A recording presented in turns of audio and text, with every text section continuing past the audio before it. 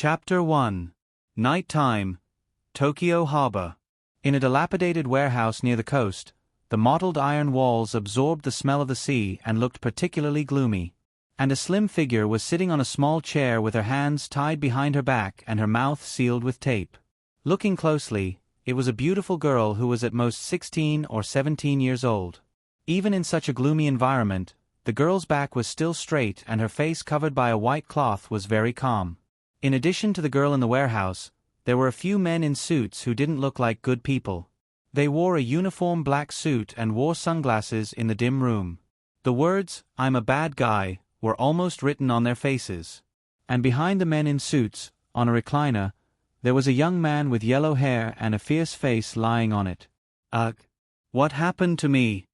In the damp sea breeze, Ryuto Kiryu sat up from the recliner. Originally, the young man was reading a novel at home, but after falling asleep, he woke up in this strange environment. Gloomy warehouse, damp and stinky air, men in suits with unkind faces. And, not far away, there was a girl tied to a chair. From an objective point of view, this situation was very much like a sensational kidnapping case. Young Master Ryuto? What happened to you? Are you not feeling well? Seeing Ryuto sit up from the recliner, the obviously different long-haired man in a suit quickly came over and asked. From this point of view, Ryuto's role should be the ruler of this warehouse. Therefore, the mastermind behind this kidnapping case could very well be me. When he realized this, Ryuto, who had just transmigrated, was dumbfounded. People transmigrated, and so did I. People transmigrated and became prisoners. Then they entered the sea and soared into the sky. But what kind of luck is this when it comes to me? I'm a kidnapper when I come in? Especially when he picked up the phone and used it as a mirror. When he saw his yellow hair and handsome but fierce face, he was even more dumbfounded. After transmigrating, Ryuto wasn't ugly. He could even be said to be handsome and youthful. He was the type that rich women liked. But the problem was that his handsomeness was ruined by his terrible temperament and his low-quality dyed yellow hair, making him look like a hooligan on the streets. I, with dyed blonde hair and a few black clothes and sunglasses, was kidnapping young girls. In this situation, if he succeeded, he would be in jail. If he failed, he would be in jail. He couldn't continue writing the former, and he couldn't continue living the latter. Either way, he would be unlucky. Wait, I don't want to be a bad person, bastard. How can a good student like me be a kidnapper? Seeing Ryuto standing there in a daze, the long-haired man in the suit added, "Young Master Ryuto? Are you all right?" Where is this place? Who are you?" When Long Do heard this, he covered his face with his hands and pretended to be sleepy. "This is the warehouse in Area C of Tokyo Bay. I'm your assistant, Yamamoto." "Oh, then what are we doing here?" "According to your instructions, I've kidnapped Miss Kanzaki here. I'm waiting for you to threaten her into submission and make her your wife." "Heh, very good." When he heard Yamamoto's neat answer, Ryuto's mouth arced up into a cold smile. Of course, it wasn't that he wanted to act cool. Perhaps the original owner of his body had acted cool too much. His muscles had gotten used to this kind of action and would subconsciously act cool. But after hearing Yamamoto's words, Ryuto also understood what kind of world he was in. Miss Kanzaki, young Master Ryuto. These names all came from a dating game called Crimson Battle 2, No Survivors. There were a total of 3 main female leads in the game, and each of them was a beauty that could topple countries. The first female lead was Kamiyoshi's daughter, Colored Glaze Kanzaki. Of course, if there were good people in the game, there would also be villains. In the early stages of the game, the main villain was the young master of the Kyudo group's Rulon group, Ryuto Kiryu. "That's right, it's me." Long Do raised his head with an arrogant look on his face as if he was about to make an appearance. This character was arrogant and domineering in the game, and he would do anything by fair means or foul. After he failed to woo the first female lead, Colored Glaze Kanzaki, he attempted to kidnap her and force her to submit. However, this kidnapping plan was destined to fail. After all, Kamiyoshi was one of the 3 major families in Tokyo, and they were incredibly powerful. Thus, it didn't take long for Kamiyoshi's guards to find the warehouse, beat Ryuto half to death, and then tossed him into the sea to feed the fishes. Wait, isn't that right now? Suddenly, Ryuto woke up from his memories and looked around at the eerie surroundings. In the old warehouse by the sea, there was Kanzaki's daughter who was tied up. There was also this villain young master who was about to be found by her family's guards and tossed into the sea to feed the fishes. Heh. Ryuto couldn't help but laugh as he thought of this. His sinister laughter echoed throughout the warehouse. When the suited men around him heard his laughter, they couldn't help but feel respect for their young master. As expected of their young master, he was still able to laugh so easily in such a situation. However, only Ryuto knew that he wasn't relaxed at all. He was clearly scared to death. Phew, calm down, don't panic. A few seconds later, Long Do quickly reached out and patted his face. At the same time, he took out his phone from his pocket. The time displayed on his cell phone was exactly 11:44 p.m., an extremely auspicious number. Not only that, Ryuto's cell phone's background was still Night Dew Deathbitter and Deathbitter Disciple, which were the Chinese characters for death. Based on his understanding of the game, Kanzaki's daughter should be rescued around 12:30 p.m. In other words, there were still about 45 minutes before Kamiyoshi's guards would find this place. I have to save myself. How can I go and take advantage of the fishes right after I transmigrated here? That would be too unlucky.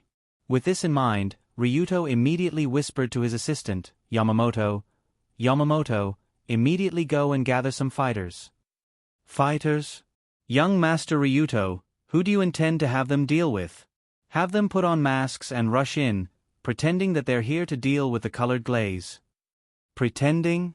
Young Master, you mean to play the hero and save the damsel in distress? As the young master of the Rulon group, all of Ryuto's subordinates were his brothers. Yamamoto was a veteran who had been on the streets for more than 10 years, so he naturally knew what Seiji intended to do. That's right, play the hero and save the damsel in distress. Right now, this was the only way that Ryuto could think of to turn the situation around. He had to let the colored glaze know that someone wanted to take her life at this time. And the reason why he kidnapped her was actually to protect her safety. This way, Ryuto would be able to change from the brainless villain who kidnapped Kanzaki to the dark hero who was willing to commit crimes to protect Kanzaki. This was also the only way that Ryuto could think of to get out of this dangerous situation. After all, it was already a fact that he had kidnapped Colored Glaze. Even if he let her go now, he wouldn't be able to escape punishment. Since he had already committed a crime, all Kanzaki had to do was report it to the police. The best that could happen to Ryuto would be that he would be sent to prison to pick up soap. The most important thing was that Kamiyoshi definitely wouldn't let him go. Kamiyoshi was one of the most powerful families in Tokyo. It would be strange if Kamiyoshi let him go. Hence, only by making the Colored Glaze give up on pursuing the matter would Ryuto be able to get through this dangerous situation safely. However, just as Yamamoto was about to leave, Ryuto suddenly remembered something. He added, "Oh right. Remember to make those hooligans admit that they're from the Heavenly Eye Group." In reality, there were indeed people who wanted to assassinate Colored Glaze in the game. This was a fact. The darkness that could be seen everywhere was the Heavenly Eye Group, an evil organization that committed all sorts of crimes. If Ryuto was just a small villain in the background, then the Heavenly Eye Group was the real villain. Or rather, the group's president, Heavenly Eye, was the real villain. There was a saying among the players of this game, behind all the crimes, there's definitely Sama's shadow. Hence, since he had to find someone to blame, he might as well blame it on the Heavenly Eye Group. After all, according to what Ryuto knew, they weren't clean to begin with. In fact, they were as black as coal. Tian. Heavenly Eye Group? Young Master Ryuto, are you serious? However, when he heard his young master's order, Yamamoto's eyes flashed, and he couldn't help but gulp. That's right. They're not good people anyway. Just do it. In the original plot of the game, Ryuto's Rulon group and Iam's Heavenly Eye group were two parallel lines that intersected. These two forces had no connection at all. At least, according to what Ryuto knew, there was no connection.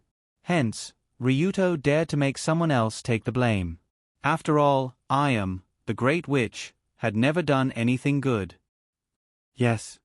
Seeing that his young master was insistent, Yamamoto nodded and quickly left the warehouse. However, as he walked towards an empty street in the distance, he dialed a hidden number. Yamamoto, do you have something to report? 10 seconds later, the call connected, and a young woman's voice came from the other end. Even though it had been converted into an electrical signal, the sound still sounded very unique. Different from the clear and melodious voice of a normal woman, although the voice on the phone was young, it gave off a feeling as deep as the Drake Strait. Hence, when he heard her voice, it was like listening to the murmurs from the abyss on a night when the moon was as deep as water. The deep feeling was like it could swallow a person's soul and flesh, and sink them to the bottom of the abyss that couldn't see the light of day. Master Iam, Sama, I do have something to report. That little devil seems to be restless. After taking a deep breath, Yamamoto told the real owner on the other end of the phone all the instructions he had heard before. Chapter 2. Oh, I see. After listening to Yamamoto, the undercover agent in the Rulon group, that she arranged to spy on Ryuto Kiryu, the woman on the other side of the phone nodded slightly. Iam, Sama, what should I do next? Contact Advisor Sakata and get someone to kill him. Yes, then I won't bother you anymore. Beep. After hanging up, the woman on the other side of the phone showed an intriguing expression. Ryuto Kiryu, the advisor of the Rulon group, already secretly helped you kidnap the colored glaze. Why can't you just kill her? I gave you one last chance to have fun before you die, but you can't even grasp it. What a piece of trash. I originally wanted to use Kamiyoshi's power to get rid of you, but it doesn't matter who kills you. It doesn't matter. When she thought about the news that Kyoto young master kidnaps rich lady, both dead in warehouse, the woman couldn't help but laugh wildly in excitement. Ah, right, I forgot to ask that pig Yamamoto to film Ryuto's miserable state before he died. But he should know. If he doesn't, I'll feed him to the dogs when I come back. Very good, it's decided. Regardless of whether it was the miserable state of the eldest young master of the Dragon Group, with snot and tears before he died, or Yamamoto's miserable state when he was bitten by a group of Tibetan mastiffs that were starving for 3 days. For the woman, it was the perfect dish to go with alcohol. As a result, the deep laughter echoed in the dark room, exuding a terrifying atmosphere similar to that of a horror movie. And in the warehouse, Ryuto was still feeling proud of his strategy of driving the tiger to devour the wolf. Under the dumbfounded gaze of the two men in black, he put his right hand on his forehead, slightly bowed, and posed as a thinker. I'm too smart. How did I think of throwing the blame on the world's biggest black screen? As if he was impressed by his intelligence, Ryuto showed a devilish smile that he thought was handsome. Just then, Yamamoto, who finished 2 phone calls, walked in and whispered to him, Young Master Ryuto, it's done. Aha, take the men in black and wait at the door. Do you know what to do when someone comes? As Long Do spoke, he gave Yamamoto a look that said, you know what I mean. Understood. Pretend to go to the bathroom, but in fact, let them in. Smart go out. I'm smart, but you're not. After shaking his head, Yamamoto took the 2 men in black and opened the door and walked out. Farewell, Tong Sheng Long Do. I won't be able to see your stupid face again. Before leaving, Yamamoto took one last look at the warehouse and showed a proud smile. Then, his figure disappeared into the night. He planned to find a place to smoke a few cigarettes and come back to collect Ryuto's corpse. But right now, Ryuto didn't have any awareness of the impending danger. Instead, he was sitting on a recliner and enjoying a rare rest. He crossed his legs and put his hands on his head, as if he was on vacation. All I have to do is wait. Wait for the group of assassins to come, then I'll save Miss Kanzaki from their hands. Perfect. After looking at the beautiful figure sitting on a recliner, Ryuto couldn't help but show a warm and cold smile. In the game, his favorite character was the first female lead, Kanzaki Colored Glaze. Not only was she beautiful, but she was also quite smart. She had nicknames like Wulong Colored Glaze and Kanzaki Young Phoenix. Meanwhile, the Kanzaki family was a family of witches who served the gods. They had a high status, and the highest title of witches in history, Sakuraji, had always come from this family. Having grown up in such a family, the Colored Glaze had the courage to remain calm no matter what the situation was. She also had an extraordinary aura of a leader. She could easily make others trust her and follow her. Her prominent family background and excellent personal abilities made this young lady one of the main forces to deal with the Heavenly Eye group in the later stages of the game. She was also the female lead with the most scenes. Right, since this isn't a game world, then there shouldn't be a male lead here, right? Ryuto vaguely remembered that the male lead in this game had a custom identity. From his name, background, and personality, he could freely choose anything. Back then, when the game company advertised this game, they even intentionally used immersive gameplay as a selling point, meaning that it was as if they had entered the game themselves. Now that Ryuto had truly entered the game world, then the player in this world should be himself. There shouldn't be a second male lead. If that's the case, I can also develop a relationship with the 3 female leads? Thinking of this, Ryuto's gaze towards the Colored Glaze became gentler. Although in reality, it was more ferocious. However, with this unlucky guy's identity as a villain after transmigrating, it would be quite difficult for him to develop a relationship with the female lead. After all, Ryuto Kiryo's position could only be described as detestable. As the young master of the extreme Dao organization Rulong Group, his background wasn't clean to begin with. Moreover, he was arrogant, despotic, and did all sorts of bad things. He was simply scum. This kind of scum with a negative reputation value and a bunch of enemies. Which normal girl would be with him? Speaking of which, I'm a transmigrator, right? Shouldn't transmigrators have some sort of system to help me reduce the difficulty? While waiting for time to pass, Ryuto couldn't help but think. Beep beep beep beep beep, la la la la la. Just as the word system appeared in Ryuto's mind, a strange sound effect suddenly rang in his head. What's going on? Beep. Detected that a low-level transmigrator is hoping for a pie in the sky. Pay-to-win fate changing system has officially been activated. Then, this strange sound effect rang in Ryuto's mind, and it seemed to be full of sarcasm. After that, a huge electronic screen floated in mid-air and suddenly appeared before his eyes. On this translucent electronic screen was written the words, Pay-to-win fate changing system. These 6 words made one speechless. Pay-to-win fate changing system, description. Gives a dreamlike chance to a new life to those who wish to turn over a new leaf but don't have the ability to do so. The system's motto is, use money to create happiness. Play with your coins if you don't have money. If you don't have money, please don't open the system page, you damned pauper. Who's the scum of society, you bastard?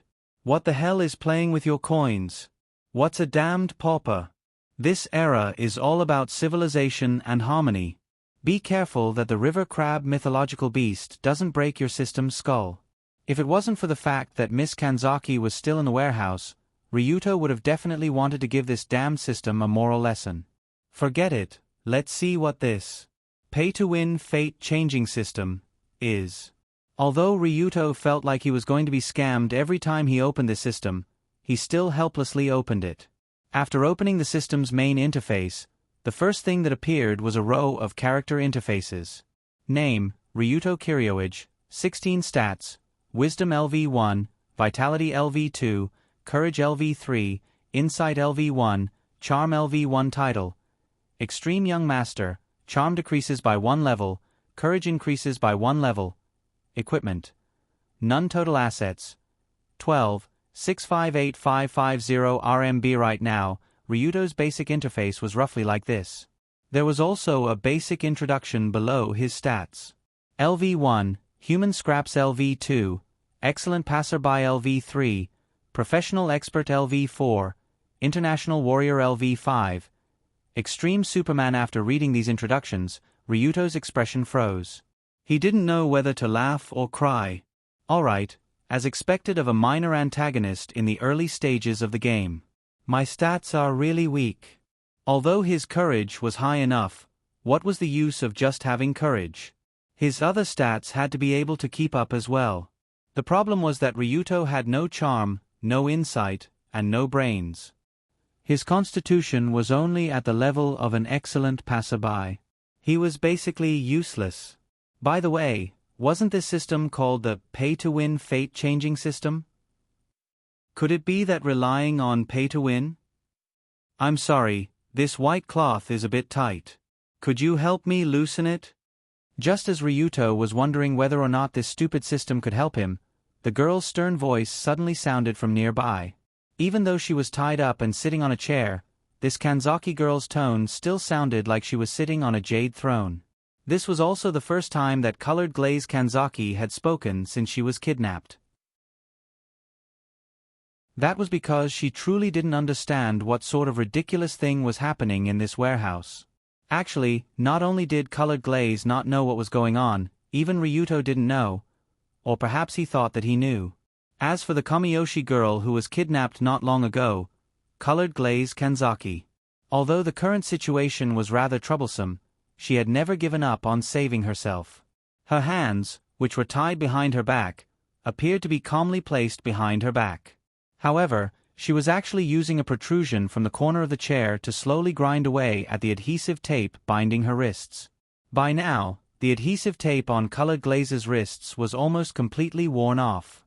She only needed to exert a little bit of strength to break free. But even if she broke free of the adhesive tape, she wouldn't be able to escape from this room. Colored glaze was well aware of this.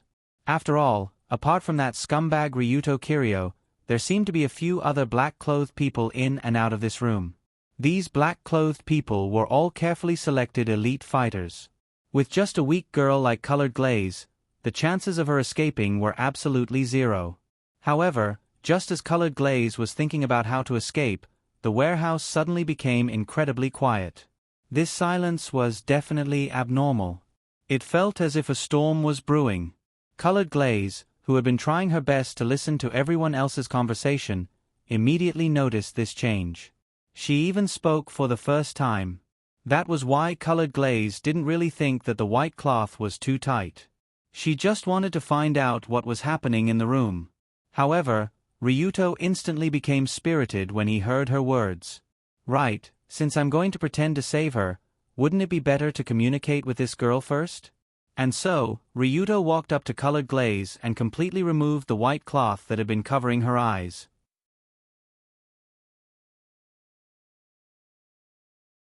Chapter 3. The moment the white cloth fell, what appeared in Long Do's eyes was a small face with the charm of a classic beauty. Colored glaze's face was more suitable to be described as elegant than gorgeous. Her black hair cascaded down to her slender waist like a waterfall, making her look like an ancient princess who had just descended to the mortal world. Apart from her natural beauty, what left an even deeper impression was her imposing figure, as well as the cold aura that seemed to emanate from her heart. This guy isn't going to mess around, is he? Colored glaze's expression didn't change when she saw Ryuto Kiryu suddenly walk over and pull down the white cloth covering her face, but she was secretly worried. Ryuto seemed to understand what colored glaze was worried about as he smiled gently and said, "Relax, I don't intend to do anything to you. You can leave in a moment." While saying this, Ryuto opened up his cell phone's recording system and began recording their conversation. This way, as long as colored glaze said that she wouldn't pursue him, he could use this to prove that he wasn't lying. "What are you trying to do now?" But in colored glaze's eyes, this pervert smile was incredibly sly and cold, just like a venomous snake that was baring its fangs. But in reality, Ryuto really was trying to show a gentle smile. Unfortunately, perhaps his body's previous owner had smiled too much, causing his muscles to become rigid. No matter how he smiled, he still looked like a pervert. "What a joke. You kidnapped me and then said that you didn't intend to do anything to me. How could that be? I'd be an idiot if I believed you. I'm not trying to do anything. You can leave in a moment, under the condition that you're safe." But since he had decided to put on a big show in front of the Kanzaki scion, Ryudo continued to act sincere. Under the condition that I'm safe? What do you mean? Actually, I received a tip that someone is planning to do something to you tonight. Aren't you the one who's planning to do something to me? No, I only kidnapped you so that your life wouldn't be in danger. Although he knew that his words sounded stupid, Ryuto still spoke in a sincere tone. Of course, from a logical point of view, his words made no sense at all. Only an idiot would believe him. You, a young master of the extreme Dao realm, kidnapped me because he was worried about my safety? Who are you trying to fool? However, after Lu Li heard this and thought for a few seconds, she immediately understood what he meant. Why would this guy suddenly say something like that to me? Could it be? Suddenly, from the corner of her eye, she saw Ryuto's right hand hidden behind his back. Ha ha ha ha. After realizing this, Colored Glaze couldn't help but laugh. Her laughter was as pleasant as a silver bell, but unfortunately, it didn't carry any good intentions. What are you laughing at? Ahem, it's nothing. I just didn't expect you to be such a nice person. After glancing at the young master of the Extreme Dao Organization Rulong Group, Colored Glaze praised him. Really? Actually, I've always been nice. You just didn't notice. After being praised by his favorite Colored Glaze, Ryuto immediately felt energized. The smile on his face became even more sinister. Of course, what made him happy was that Colored Glaze's attitude towards him seemed to be improving. This meant that there was a chance for her to give up on pursuing the matter. And so, Ryuto struck while the iron was hot and started chatting with Colored Glaze. The two of them seemed to treat this warehouse filled with the smell of the sea as a classroom as they chatted happily. However, in Colored Glaze's heart, she had reduced Ryuto from a scumbag idiot to a scumbag idiot. Although Ryuto felt that Colored Glaze was easy to talk to, he forgot that she was the famous Hidden Dragon Phoenix young lady. Therefore, Colored Glaze had more or less figured out his current thoughts and methods. From the change in Long Do's attitude, it was obvious that this extreme Dao young master was regretting his actions after kidnapping Long Do. After all, behind him was the Kamiyoshi family, which had occupied an important position in Tokyo for many years. It wouldn't be so easy to get rid of them. And in a situation where the kidnapping was already a fact, the only thing that could let Ryuto off the hook was Colored Glaze's attitude. Only if Colored Glaze personally denied that the kidnapping had happened could this idiot be let off the hook. So, he seemed to have thought of such a rotten idea. He pretended to be like, I kidnapped you to save you. If Colored Glaze wasn't mistaken, in a moment, someone would come in to deal with her. Then, Ryuto would perform the old-fashioned hero saving the damsel in distress. The girl who was saved from the brink of death would obviously be grateful. In this situation, she would even forget about her previous kidnapping and treat Ryuto as her savior. Unfortunately, this plan was too crude. Normal high school girls might fall for it, but Colored Glaze definitely wouldn't. In a situation where she saw through everything, Colored Glaze only needed to pretend to be polite and talk a few words to fool this idiot, so that he wouldn't do something irrational. After she was rescued, she would turn around and accuse Ryuto of kidnapping her, and everything would be over. However, while Colored Glaze pretended to chat with the kidnapper, her ears that were covered by her hair moved slightly, as if she heard something. At the same time, Ryuto also heard a flurry of footsteps coming from the gate not far away. Seems like they're already here. My magnificent performance is about to begin. Suddenly, Ryuto secretly smiled and said to Colored Glaze seriously, Someone's coming. Don't move around here, I'll go over and observe. Go, I'll rely on you to protect me, Ryuto-kun. Colored Glaze also showed a worried expression, but in her heart, she was already laughing like a flower. Act as much as you can. If it wasn't for the people you called over, they would have seen a ghost. Thus, Colored Glaze secretly smiled as she watched Ryuto straighten his back and walk towards the rusty gate of the warehouse not far away. Boom. But before Ryuto could take a few steps, a loud bang came from the other side. A sneaker kicked out and the rusty gate of the warehouse was directly kicked open by the uninvited guests. This As expected of a professional, his acting was quite good. Under Long Do's admiring gaze, 3 young men with animal masks on their heads walked in. They had dressed themselves up to look like the Dark Ops. They were holding a machete, a crowbar, and a taser in their hands. They looked like they had done their homework and acted very realistically. "Hey! Who are you people? Save me!" Colored Glaze couldn't help but shout when she saw how the 3 of them were dressed, but the mockery in her eyes became even more obvious. No matter how professionally dressed they were, a fake assassin would always be a fake assassin. They would never become a real assassin. Colored Glaze was well aware of this fact, and Ryuto was naturally even more aware of it. And so, he walked towards the 3 of them while saying, "Who are you people? Do you want to do something to Kanzaki-san?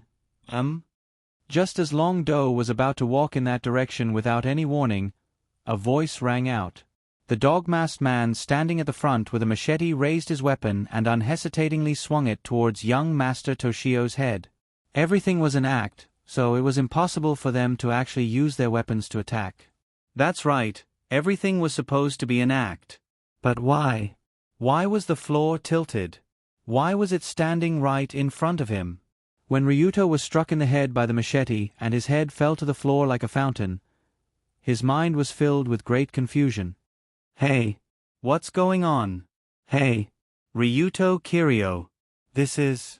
Just as Ryuto's vision was rapidly becoming blurry and his consciousness was fading, he seemed to hear Colored Glaze's incredulous voice. At the same time, he also heard his system's mechanical voice that sounded like it was mocking him. "Detected that the host is on the verge of death. Activating emergency rescue plan.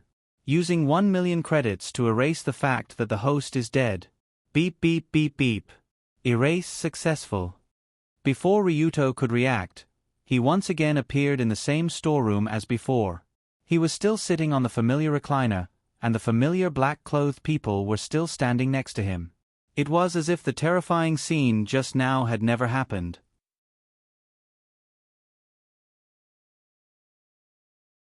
Chapter 4. How should he put it? For Ryuto, when he realized that he was lying on the recliner, he felt as if he had just had a dream. It was as if he had just woken up from a dream. He didn't dare to move for a long time. It was still the same damp warehouse. There were several suits around him. Not far away, Kanzaki Colored Glaze was tied to a chair. But now, when Ryuto saw this scene, his mood was completely different from before. What's going on? Didn't I die? How did I come back to life? Also, if I didn't hear wrong, that Krypton Fate Reversal System said that it had activated some sort of emergency rescue plan? That plan seems to be to spend $1 million to erase the fact that I'm dead? Could it be? Ryuto immediately opened up that damned system and carefully looked at his stats. Name, Ryuto Kiryuage, 16 stats, Intelligence LV1, Constitution LV2, Courage LV3, Insight LV1, Charisma LV1 title. Extreme Young Master, Charisma decreased by 1 level, Courage increased by 1 level. Equipment. None total assets, $11,658,550 at a glance. Most of the stats were exactly the same as before. The only difference was that in the total assets column, it had changed from 12 million to 11 million. So that's how it is. This emergency rescue plan is just like loading a file. But since it costs 1 million every time, it's worth it. After understanding the reason why he was alive, Ryuto couldn't help but grit his teeth, but he still pretended to be asleep on the recliner. No matter what, $1 million in exchange for a chance to load a file was a blessing in disguise. Otherwise, Ryuto's life and this world would have been completely over the instant he was killed. But even though he had reloaded the file and returned to the starting point, he still had to figure out what had happened before. While lying on the recliner, Ryuto's brain started working rapidly. I clearly told Yamamoto to arrange for a group of people to pretend to be assassins to deal with the Colored Glaze. In reality, I was supposed to be the hero saving the damsel in distress. But the assassins arranged for me killed me right away. What's the reason for this? First of all, this so-called assassin incident obviously didn't exist in the game. The only reason this incident occurred was because Ryuto wanted to be the hero saving the damsel in distress. In other words, if he didn't do this, these 3 assassins wouldn't have appeared. Judging from this point of view, no one in this world would arrange for assassins to kill him or the colored glaze at this time. It was only because of that sudden order that caused this chain reaction. In Long Do's opinion, there were 2 reasons for this chain reaction. First, there was someone in his organization, the Dragon Group, who wanted to kill him. Then, the assassins to kill Ryutos. Second, there were people from other organizations who wanted to kill him. So, they replaced the assassins, called by Yamamoto, with the real assassins and killed Ryutos. But whether it was internal or external enemies, what really surprised Ryuto was that the 3 assassins came too quickly. From the time Ryuto asked Yamamoto to find the assassins until the assassins arrived, only 10 minutes had passed. How did the people who want to kill me know about this in such a short time? Wait, could it be Yamamoto? Suddenly, Ryuto couldn't help but frown slightly as he remembered the story of this character in the game. When Yamamoto first appeared, he was Ryuto's assistant and helped him do a lot of bad things. But when Ryuto was thrown to feed the fish, Yamamoto jumped to the Heavenly Eye group and became the pawn of the villain, Heavenly Eye. Ryuto didn't think much about such a job hopping. After all, Ryuto was gone at that time. It was logical for Yamamoto to jump to the new boss. But thinking about it carefully, what if it wasn't job hopping? What if Yamamoto had always been related to Iam? In the middle and later stages of the game, Colored Glaze had such a conversation with the protagonist. The hands of the Heavenly Eye group have reached out to every corner, especially Dongjing, which is their nest. They have people in almost every major force. From this point of view, it was reasonable for the Heavenly Eye group to arrange a pawn in the Rulon group. And this informant was likely to be around Ryuto, who was the young master. For example, Yamamoto. Suddenly, Long Do opened his eyes slightly and looked at the man who was leaning against the wall and smoking not far away. Yamamoto was in his 30s and had been in the underworld for more than 10 years. He could be considered an elder in the Rulon group. This person used to follow Sakata, one of the 3 consultants of the Rulon group. He was Sakata's loyal subordinate. With the leader Kiryu Kazuma in prison for a long time, the Rulon group was now controlled by the consultant group headed by Sakata. Yamamoto was transferred by Sakata to be the young master's assistant. Wait, from this point of view, could it be that Yamamoto was the middleman between Sakata and the Heavenly Eye group? Is Sakata also a mole? Immediately, Ryuto thought of the middle-aged uncle who always had a smile on his face and looked very cunning. Although the Rulon group basically didn't have any scenes in the later stages of the game, Heavenly Eye shouldn't have let go of such a large organization. Could it be that the woman had already taken control of the Rulon group after the leader went to prison and the young master died, but didn't show it in the game? Thinking of this, Ryuto couldn't help but feel a chill down his spine. He seemed to feel the bottomless malice hidden under the surface of this world. Heavenly Eye was extremely cruel. She killed without batting an eye. She especially liked to record the miserable state of others before they died for her collection. If this kind of real villain knew that Ryuto wanted to push the blame to her, it was natural that he would have his head blown off on the spot. So that's how it is. When I said the words, Heavenly Eye Group, to Yamamoto, I might have already walked into a dead end. Although that was what he thought, Ryuto still wanted to confirm it again. Yamamoto, come here. So Ryuto laid on the recliner and called Yamamoto to his side. Young master, what are your orders? Immediately mobilize a few thugs. Later, let them wear masks and rush in and pretend that they want to deal with the colored glaze. Put on an act? Young master, you mean you want to be a hero and save the damsel in distress? Although he had previous experience, Ryuto continued to say to Yamamoto, remember to let those thugs admit that they are from the Heavenly Eye Group. Heavenly Eye Group? Young Master Ryuto, are you serious? However, when he heard the young master's order, Yamamoto's eyes flickered. And this flicker was completely seen by Ryuto, who was carefully watching him. Damn, something is wrong with you. Looking at Yamamoto's figure that went out to make a call, Ryuto sneered and turned to look at the other two men in black in the room. These two men in black were Yamamoto's subordinates and also members of the Rulon group. But the problem was whether they followed Yamamoto or the Rulon group. If it was the latter, Ryuto could command them, but not the former. Not long after, Yamamoto opened the door and walked in. He whispered to Ryuto, "Young Master Ryuto, the matter is done." "Aha, very good. Then I will take the others out first." "You don't have to go out.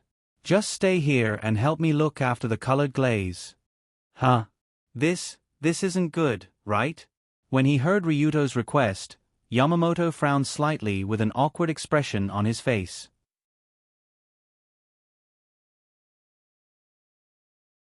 Chapter 5. In the original plan, Yamamoto was supposed to bring the two black-robed men outside and let Ryuto and the colored glaze have some alone time in the warehouse. This was the only way to provide the necessary conditions for Ryuto to protect the colored glaze by himself. However, Ryuto didn't intend to do that. Instead, he had Yamamoto and the two black-robed men stay behind. The reason why he had died earlier was mainly because the three real assassins had recklessly barged into the warehouse. Yamamoto and the two black-robed men who were protecting the young master had gone off to some unknown place and weren't of any use. Then, what about this time? Ryuto had everyone stay behind. This way, he would be able to see many things. For example, whether or not the three assassins were in cahoots with Yamamoto. Also, whether or not the two black-robed men were the same as Yamamoto, the underlings of the Heavenly Eye group. If they worked together to protect Ryuto, then things would be simple. With someone protecting him, there was a high chance that nothing would happen. If they were in cahoots with the enemy, then things would be even simpler. Take the 1 million, and I'll take it as my loss. We'll do it again next time. Under Ryuto's forceful demand, Yamamoto's expression became rather ugly. However, he still sighed slightly and said to the young master, "Yes, then we'll protect the colored glaze lady well. Young master, you go deal with the assassins." "That's right. That's how it should be. You know quite well." After standing up, Ryuto patted Yamamoto's shoulder and gave him a devilish smile. "Damn it, you little brat." When he turned around and led the black-robed men to the inner room where the colored glaze was, Yamamoto couldn't help but grit his teeth. "I didn't want to do this. I have no choice. You forced me. The two of you, keep an eye on this lady. Don't let your guard down." "Yes." As Yamamoto gave the order to the two black-clothed men, the two of them stood on either side of Kamitani to protect colored glaze. As for Yamamoto, after giving the order, he quietly went to the corner in the deepest part of the room. This corner of the wall was the place with the widest field of vision. From there, he could see the backs of Ryuto and the two men in black. When the new faction was formed, the sudden change startled colored glaze. "What's going on? Why do they have to watch over me so closely? Could it be that something had happened? Don't tell me. She noticed that I was rubbing the tape on my back?" Colored glaze felt a chill in her heart. She tried her best to shrink back to avoid exposing her hands that were tied behind her back. In this situation, colored glaze did not dare to speak casually, while Ryuto and Yamamoto were not in the mood to talk. And so, the storeroom quickly fell silent as time passed by. 10 minutes later, a few familiar footsteps could be heard running towards them. "They're here." Are the three assassins finally here? Boom. There was a loud explosion that they had never heard before. The rusty door to the storeroom was kicked open by the uninvited guests. 3 assassins wearing animal masks and wielding a machete, crowbar, and taser rushed in. "Who goes there?" But unlike last time, the 2 black-clothed men in the room immediately shouted angrily and took out daggers from their pockets. As a member of the extreme Dao society, it was quite normal for them to carry daggers with them. And these daggers, which usually seemed so terrifying, now seemed so warm in Ryuto's eyes. At the same time, when the 3 assassins broke into the storeroom and saw that there were so many people standing inside, they were astonished. What's going on? Didn't they say that there were only 2 targets, one male and one female? Why are there so many extra people? There was a huge difference between what they saw and the information they had received. This caused the 3 assassins to become quite confused. Ryuto couldn't help but nod when he noticed that the 3 assassins had stopped moving. Very good, they're already starting to become confused. What will you do next, Yamamoto? Chirp. Chirp chirp. Just as Ryuto turned around to see what Yamamoto was planning to do, a sharp explosion suddenly sounded from that direction. Fresh blood sprayed through the air and landed on Kanzaki-colored glaze, who was tied to a stool. This is blood? The compressed, ear-piercing explosion, the smell of blood in the air, and the warmth on his body. With so many things mixed together, the blindfolded colored glaze finally understood what was happening around him. Ryuto turned around and glared angrily at the 2 black-clothed men who had been shot in the back collapse to the ground at the same time. Honestly, it's not good to not follow the script. You actually forced me to use this thing. Tap, tap, tap.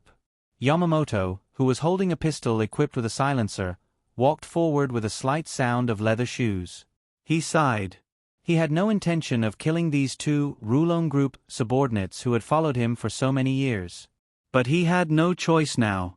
These 2 people didn't know about Sakata-sama's plan, and he couldn't be sure that they were trustworthy.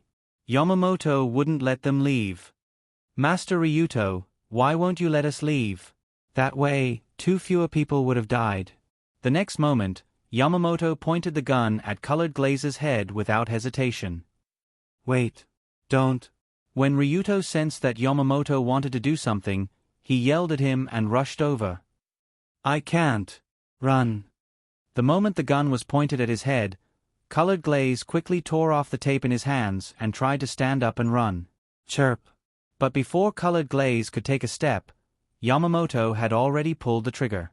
At such a close distance, she was shot in the head. The eldest daughter of the Kanzaki family didn't even feel the pain before she lost consciousness on the spot. Yamamoto. F***ck your ancestors. When he saw his favorite heroine lying on the ground with her head covered in blood, Ryuto only felt his blood boiling, and his tone became murderous. Chirp. But then, another gunshot rang out. Yamamoto casually shot Long Do, who was pouncing towards him. After being shot in the chest, Ryuto only felt that all the strength in his body was drained, and his body fell limply to the ground. So this is what it feels like to be shot. After experiencing a feeling that most ordinary people would never have the opportunity to experience in their lives, Ryuto, who fell to the ground, used the last of his strength to raise his hand and made an international gesture to Yamamoto. Ignorant guy, you dare to provoke me even before you die. Hee, I'm not just going to provoke you. I'm also going to make you die a horrible death. Before his consciousness disappeared, Ryuto tried his best to show a joyful smile. You want me to die a horrible death? Humph, if you like posing so much, then record your temporary appearance and send it to that person and Sakata-sama. Yamamoto smiled when he heard this. Then, he took out his phone and took a picture of Long Do's dying face. Sure enough, this guy and Sakata-sama are very good. It was at this moment that Ryuto's life came to an end, and he heard the familiar voice again. Detected that the host is on the verge of death, an emergency rescue plan will be initiated, and the fact of death will be erased by spending 1 million. Beep beep beep beep. Erase successful. The next moment, everything returned to normal. Ryuto appeared alive in this small warehouse again. Hee, ha ha ha ha. Looking at Yamamoto, who was still smoking not far away, Ryuto couldn't help but laugh, and then his eyes emitted a murderous light.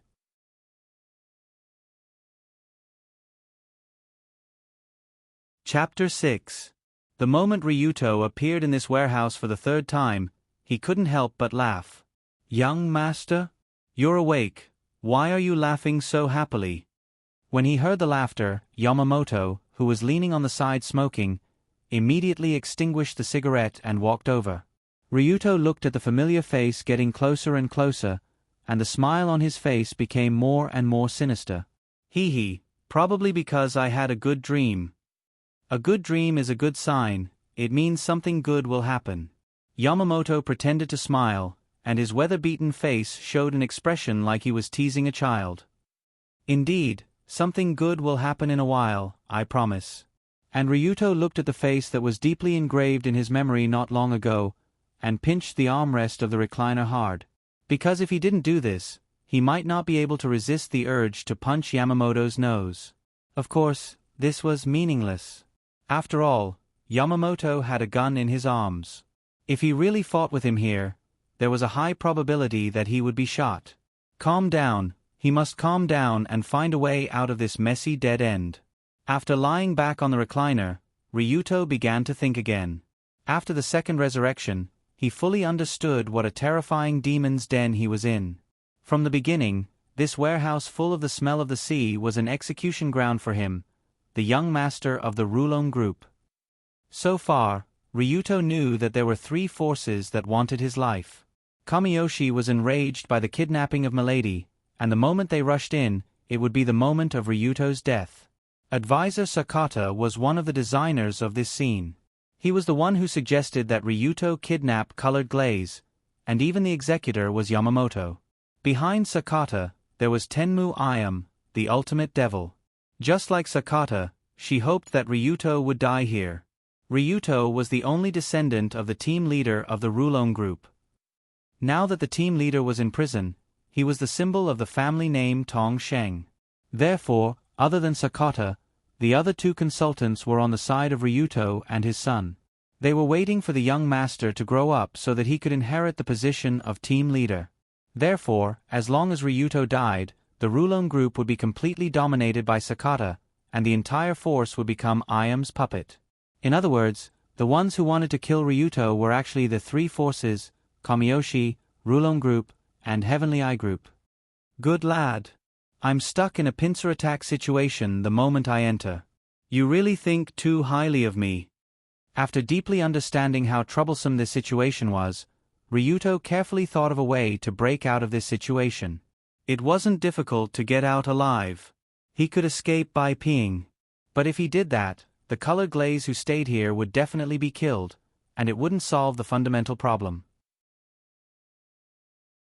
Since the two men in black weren't Ayam's lackeys, Ryuto only had to deal with Yamamoto. But there was another problem. Even if he dealt with Yamamoto and escaped with Colored Glaze, Ryuto's identity as the kidnapper would still be confirmed. The only way to survive was to let Colored Glaze know that this was all part of the Heavenly Eye Group scheme and escape with her. To do so, two conditions had to be met. First, trigger Yamamoto to call Sakata or Ayam, and summon three assassins. Second, let Colored Glaze see the three assassins and know that they weren't acting. Then, let Colored Glaze escape with her. The first condition was simple, but the second condition was difficult. After summoning the assassins, the enemy changed from one Yamamoto to four, and all four of them had weapons. Even if the two men in black that Ryuto could use had daggers, 2 daggers against a pistol, machete, crowbar, and taser, there was no chance of winning. Although I have the information, the methods I can use are a bit too little. The strength of both sides isn't proportional. After thinking for a while, Ryuto felt a headache coming on. The current situation was like two sides playing chess.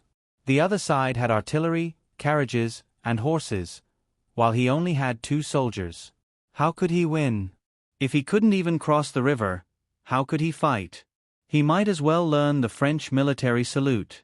By the way, I was going to take a closer look at the Krypton Fate reversal system, but it seems like I was interrupted by Colored Glaze. Suddenly, Ryuto remembered that he seemed to be someone with a system. Although the system wasn't a good thing, sometimes he had to use it.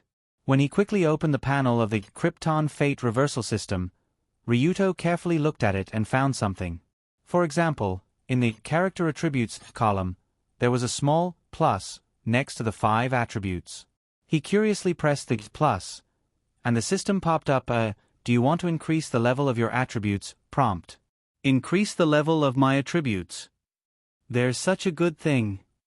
Originally, when he saw his Wisdom LV1, Physique LV2, Courage LV3, Insight LV1, Charm LV1 garbage attributes, Ryuto was very unhappy. But if he could increase the level through the system, it would be different. The difference between LV1 and LV2 attributes didn't mean much, but as long as he reached LV3, he would become a professional expert, which was equivalent to a qualitative change. If he had LV3 physique, Ryuto might be able to easily kill Yamamoto. However, the moment he clicked on yes, the system message that popped up next stunned him. Increasing from LV2 physique to LV3 physique requires 5 million. Confirm payment? The cost of increasing attributes is so expensive. Although Long Do had already guessed that all the services in the system had to be bought with money, the 5 million increment was too outrageous. After his second resurrection, he now had a total of $10,658,550 in his little treasury. Originally, he had 10 lives that he could use to tackle the problem. But if he increased the attributes, it was equivalent to losing 5 lives. The price was not small. But even so, Ryuto still pressed the confirm button. After all, the difference between LV2 physique, excellent passerby, and LV3 physique, professional expert, was still huge. It was much more important than a few lives.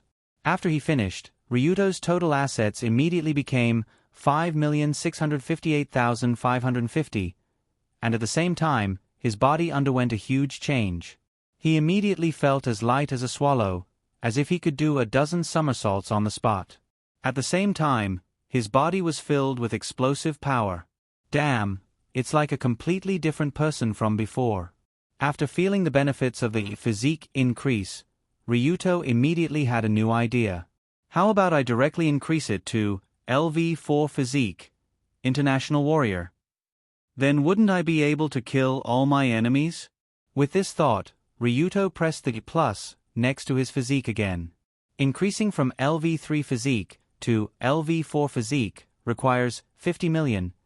If you don't have enough money, don't randomly choose. Damn poor bastard. Damn. You're a super profiteer. When he saw the huge number, Ryuto almost couldn't help but shout on the spot.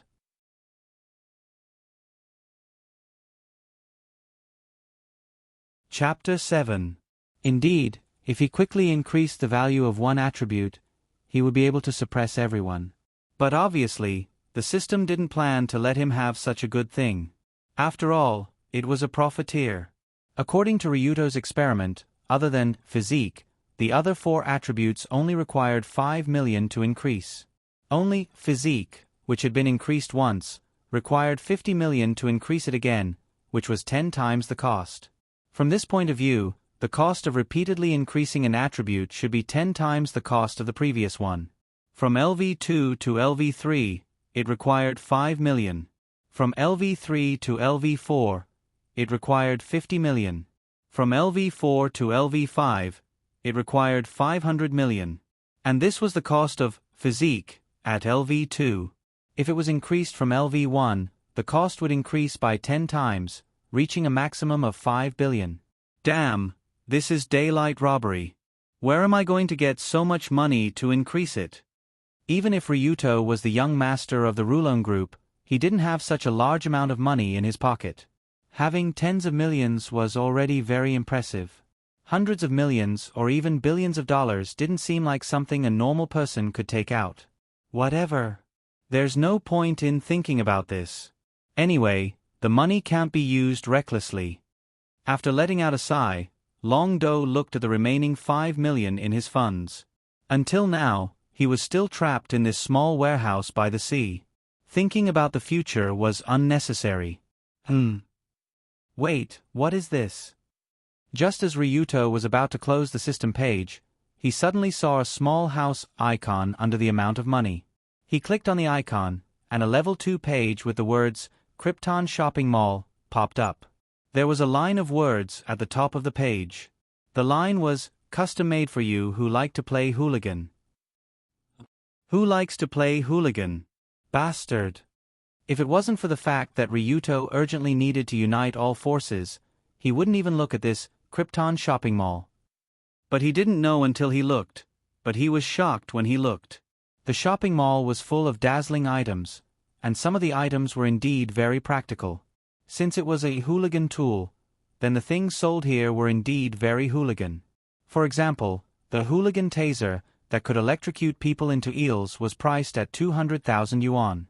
For example, the gangster's knuckle dusters that could increase the strength of the attack and were very hidden were priced at 150,000 yuan. For example, the rogue lockpicker that could open most keyholes was priced at 500,000 yuan.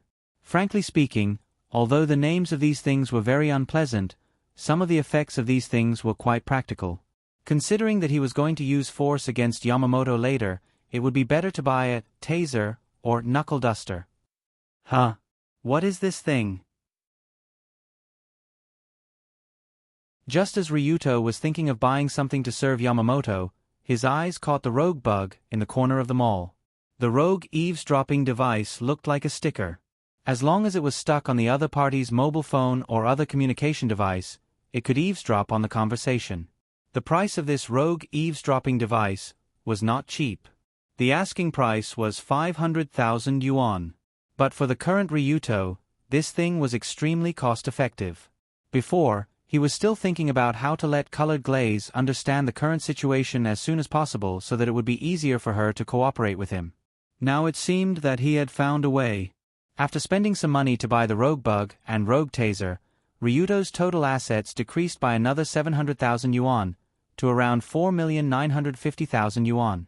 Well, this was not even enough for 5 lives. But when he touched the 2 stickers and a stick that suddenly appeared in his pocket, he felt that the money was well spent. There is still half an hour before Kamiyoshi's bodyguards arrive. Let's begin. After silently going through the plan in his mind, Ryuto quietly reached into his pocket and completely turned off his phone. Speaking of which, Colored Glaze looks pretty tied up. Let's take a picture of her first. While talking like a hooligan, Ryuto stood up and walked towards Colored Glaze with his phone in hand. Pa! But before he could get down from the chair and walk a few steps, the phone suddenly fell to the ground. What the hell? My phone is broken? After picking up the phone, Ryuto pretended to press the power button, but the screen was still dark. But this was to be expected. After all, the phone was not turned on. It would be strange if pressing the power button alone would cause a reaction. Yamamoto, come here. So Ryuto sighed and called Yamamoto over and waved at him. Young Master Ryuto, what's wrong? My phone is broken. Give me the phone. I want to take an artistic photo of Colored Glaze. This? What this? Hurry up and give it to me. Without waiting for Yamamoto to agree, Ryuto roughly reached into his pocket and took out the phone. When the phone was taken away, Yamamoto's expression changed. After all, there were many secrets in the phone. But when he saw that Ryuto just turned on the camera and started taking photos, Yamamoto felt slightly relieved. Here you go. Send these photos to my email in a while. Ryuto casually took a few photos of Colored Glaze sitting on the chair, then handed the phone back to Yamamoto. Of course, when he took the photos, something as fine as a round sticker was already stuck on the back of Yamamoto's phone. Okay, young master, then I will immediately mobilize a few thugs. In a while, let them put on masks and rush in. Pretend that they want to deal with Colored Glaze. Pretend? Young master, you mean to be a hero and save the damsel in distress? Yes, remember to let those thugs admit that they are from the Heavenly Eye Group. Kyan. Heavenly Eye Group? Young Master Ryuto, are you serious? Just like the previous 2 times, Yamamoto showed a clear expression of surprise. Go. After you're done, just squat outside. Take the 2 of them out while you're at it. I need some private space. Yes. After looking at Ryuto one last time as if he was looking at an idiot, Yamamoto walked out with the 2 men in black. Clang. Just as the door to the warehouse was closed, Ryuto quickly ran to Colored Glaze's side and pulled off the white cloth covering her eyes. Colored Glaze, who had her white cloth pulled off, was obviously very surprised.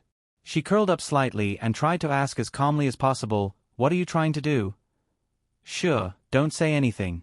Let's listen to this together." Before Colored Glaze could finish speaking, Ryuto quickly turned on his phone and stuck the other receiver of the hooligan listening device on the back of his phone. Under Lu Li's baffled gaze, not long after, a voice that made one's heart tremble came out of the phone. "Yamamoto, is this? What do you have to report?" After Yamamoto dialed Heavenly I.I.M.'s number, their conversation also appeared in Ryuto and Colored Glaze's ears.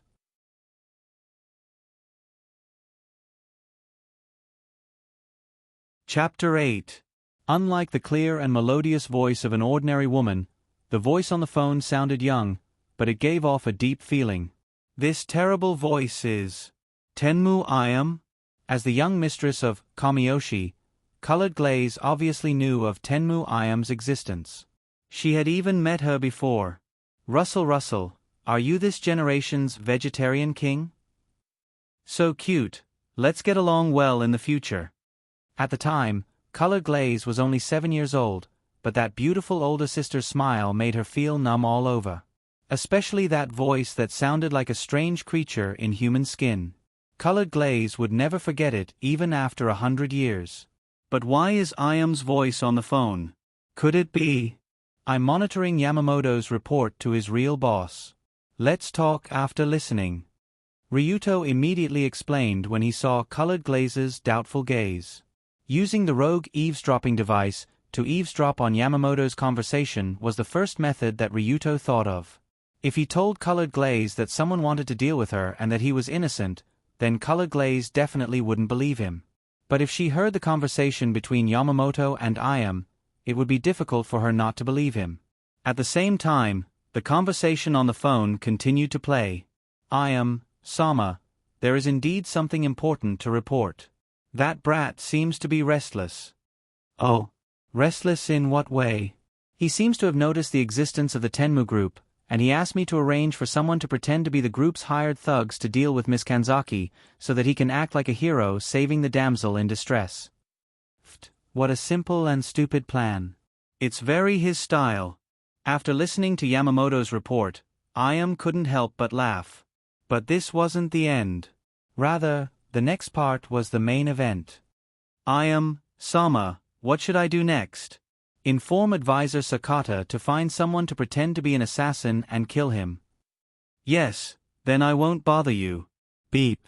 The phone was hung up shortly after, and the warehouse returned to its usual tranquility. No, rather than tranquility, it was more appropriate to describe it as dead silence. After listening to the live broadcast that she had just eavesdropped, Colored Glaze's face changed. How is that possible? Tenmu I.M.'s behind the scenes? From the beginning, Colored Glaze wasn't that afraid of this kidnapping. Although she was kidnapped, after all, the kidnapper the person was an idiot. As long as Lu Li used her brain to stall for time, she would be able to stall for time until her family members arrived. However, if this was planned by I.M., then the meaning behind it was completely different. From the beginning, Tenmu I.M. was Komiyoshi's greatest enemy. It could even be said that they were enemies for dozens of generations. In the hundreds of years from modern times to modern times, Kamiyoshi had been working hard to eliminate the Tenmu clan. After all, this clan that inherited black blood was no longer human, or more accurately, they were becoming less and less human. Therefore, from the moment Kanzaki Colored Glaze gained consciousness, she knew that she had a destined and very terrifying enemy. "Milady, do you understand now?" Just as Colored Glaze was thinking quickly, Ryuto unwrapped the tape on her hand and asked seriously. "Ah? Understand what?" "Understand that this wasn't my arrangement from the beginning to the end. I was actually the one who was put into the fire pit." After helping Colored Glaze up from the stool, Ryuto tried his best to make his face less ferocious and said in a sincere tone. Of course, when Ryuto's ferocious face tried to make a sincere expression, it was more or less laughable, as if he was doing an unsuccessful facial expression. However, although Long Do's facial expression was very funny, Lu Li knew that he wasn't lying. In fact, that was indeed the case. Because on the phone, I.M. had clearly said that she wanted Sakata to send someone to kill Ryuto. In this world, anyone could lie, but I.M. wouldn't lie. Although that woman was more sinister than a poisonous snake, she would never lie. If she said that she would kill the whole family, she would kill the whole family, not even a cat would escape. Tenmu Ayam was such an honest creature that it made people's scalp tingle. But just as Colored Glaze got out of trouble and stood up to look at the blonde in front of her, there was still a trace of doubt in the eyes of the young lady. The reason for the doubt was very simple, because this Ryuto Kiryu was too smart. Colored Glaze couldn't help but ask, "You actually know that there are people from the Tenmu group in your Rulon group? I know Sakata, he has been secretly in contact with Tenmu Ayam, intending to annex my family's business." At this time, Ryuto said in a "I already knew" tone, but in fact, he didn't know anything. "Sakata seems to be one of the 3 power consultants of your Rulon group. Yes, he should be the one who wants me dead the most. With my father in prison for a long time, as long as I die, the entire Rulon group will fall into the hands of Tenmu Ayam." In fact, now, Ryuto couldn't help but suspect that the imprisonment of the current Rulon group leader Hitomi Kazuma was actually done by Sakata and Ayam behind the scenes. In other words, Ryuto has long been irreconcilable with Sakata, and only one side can survive. So that's why he has been pretending to be a playboy, but in fact, he is much smarter than he looks. After understanding everything, Colored Glaze's gaze towards Ryuto also changed slightly. After all, before this, Ryuto Kiryu could be said to be a complete hooligan. But based on the current situation, he didn't seem to be that simple. The young master of the Rulon group not only could make a clear judgment of himself and the situation around him, but he could even see through Tenmu Ayam's conspiracy. Just this alone was enough to make Colored Glaze look at him in a new light. Of course, if one knew that this was done at the cost of 2 lives, this admiration would probably be reduced by half. "Sakata Masamune should send an assassin. Can we leave now?" After quickly moving her body, Colored Glaze looked at the door over there. "It's probably difficult to leave. There is only one door in this warehouse, and Yamamoto should be secretly monitoring this door. As soon as we go out, we will be killed in advance." Although he has united with Colored Glaze, Ryuto didn't forget that Yamamoto had a gun. If the 2 of them ran out like this, the result was likely to be the same as last time in Samsara, shot dead. But if they continued to wait, once the 3 assassins sent by Sakata arrived, the 2 of them would only be in more danger. "I have this thing in my hand, see if you can think of anything." Immediately, Ryuto told Colored Glaze all the details he knew and handed the hooligan taser to her.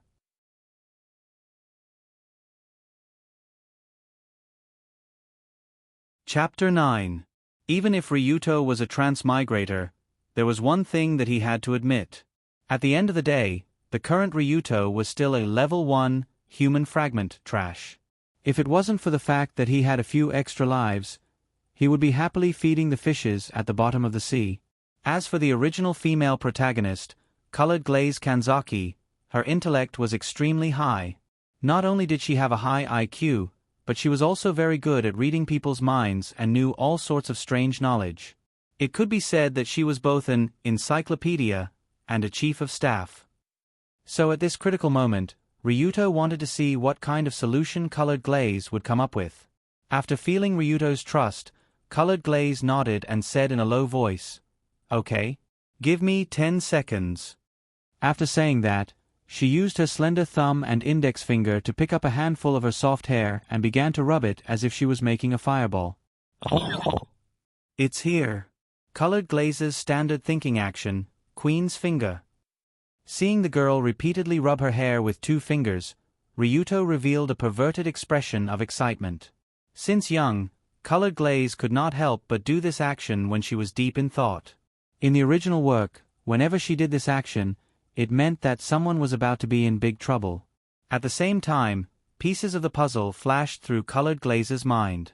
Our advantage, Ryuto Kiryu, 2 black suits that we can mobilize, a taser, and the other party's leaked information.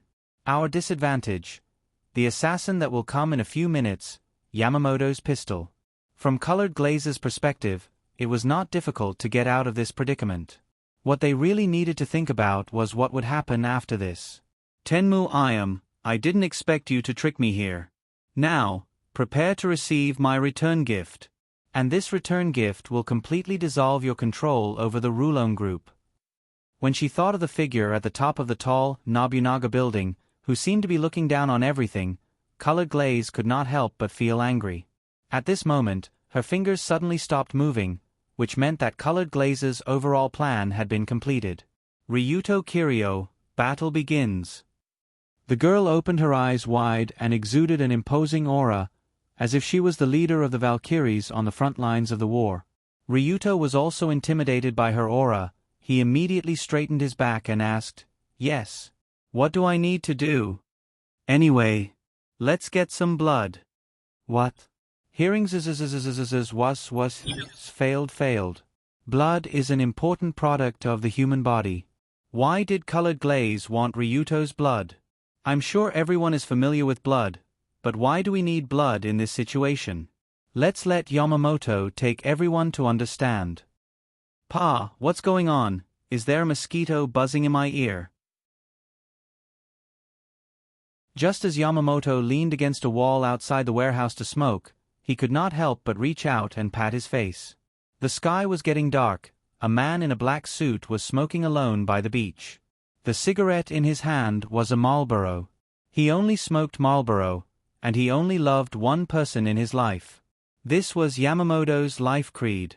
Of course, the person Yamamoto loved was himself, so as long as he could benefit, he never cared about the life and death of others. It should be about time. The killer sent by Sakata-sama will arrive and kill the two guys inside. He looked at the sky and looked at his phone. The time on the phone was exactly 12 o'clock, neat and auspicious.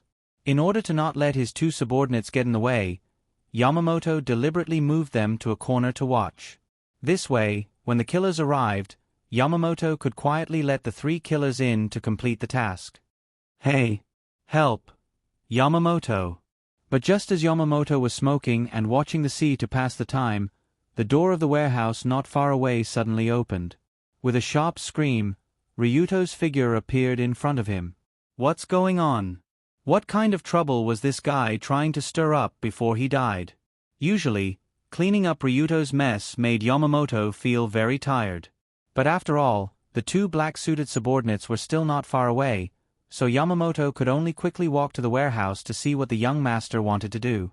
However, when he got closer, Yamamoto found that there were obvious bloodstains on Ryuto's body. Blood stained Ryuto's originally clean high school uniform. Combined with the salty sea breeze and the pitch-black night, this extreme Dao young master looked like a psychopathic murderer.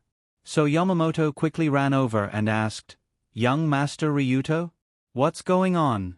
Why is there so much blood?" "Shun. Yamamoto. Not good.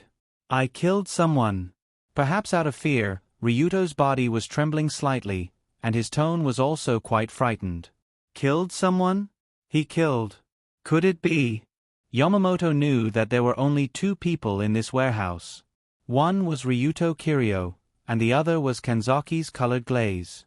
Since Long Do said that he had killed someone, then the person he had killed was definitely that young miss. Yamamoto hurriedly rushed into the warehouse, and the scene that he saw stunned him. In the dim interior of the warehouse, a slim figure was lying on the ground like a broken doll. The girl was originally very beautiful, but unfortunately, her body was covered in blood. While destroying her original beauty, it also added a strange charm that was like an evil book. Especially when the moonlight shone through the window and onto the girl's body, what was displayed in front of Yamamoto's eyes was a picture of a hellish beauty. "This... Ryuto Kiryu, what did you do?" Seeing this tragic scene and smelling the increasingly pungent air, Yamamoto couldn't help but walk over to Kanzaki's Colored Glaze on the ground. At this moment, Ryuto's desperate shout came from behind him. I didn't want to kill her. Who told her to resist so fiercely? So that's what happened, What a piece of trash that can't do anything. Glancing at Ryuto Kiryu, who seemed to be wiping his tears, Yamamoto sighed and walked over to Colored Glaze's side.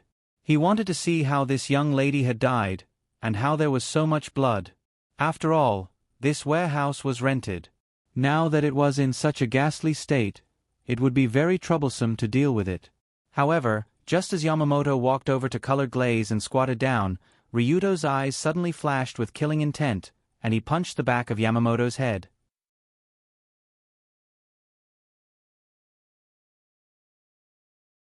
Chapter 10.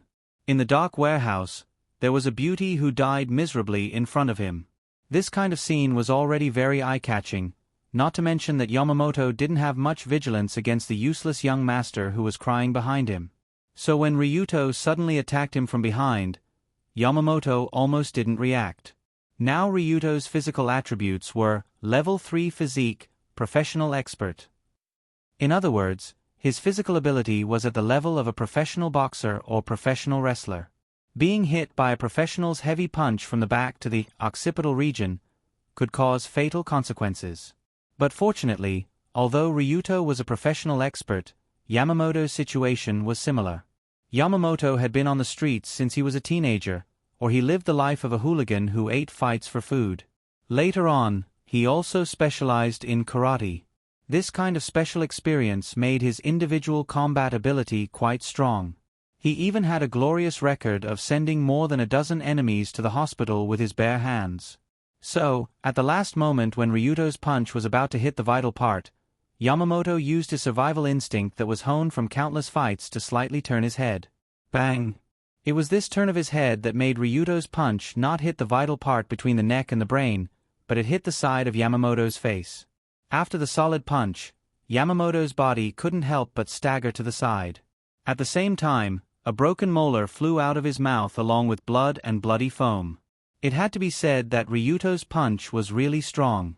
If he could really hit the back of the head, Yamamoto would definitely be lying on the ground.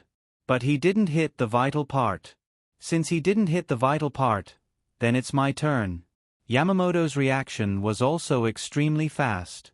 When he realized that he was ambushed, he leaned to the side. He quickly used his left hand to support his body while he turned his head to look at Ryuto. At the same time, he put his right hand into his pocket. In Yamamoto's inner pocket was his favorite handgun. At this distance, it was enough to blow up Ryuto's head with a single shot.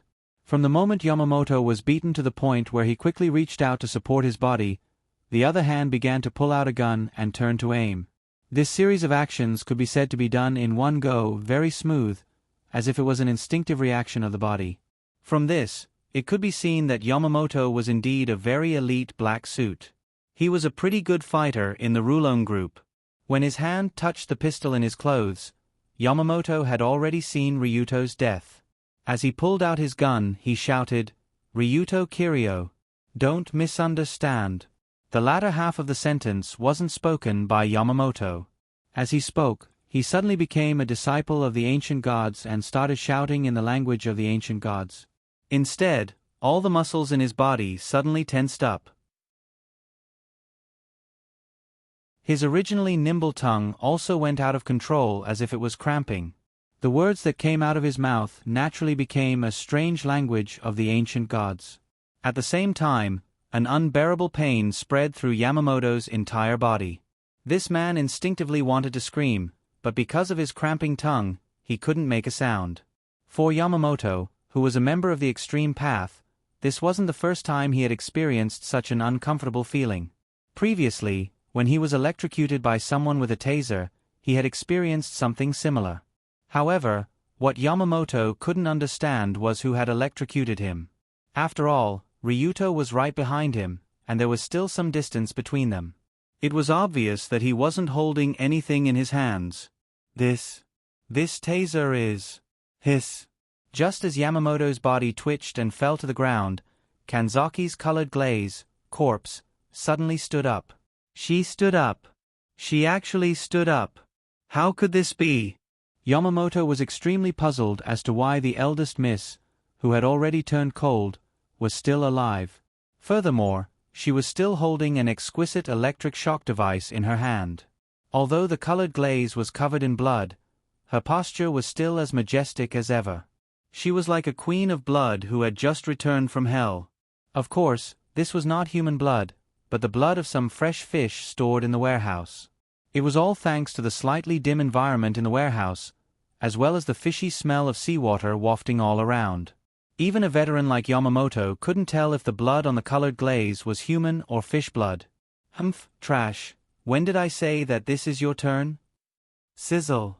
Before Yamamoto could figure out what had happened, colored glaze had already squatted down and electrocuted him again with the taser.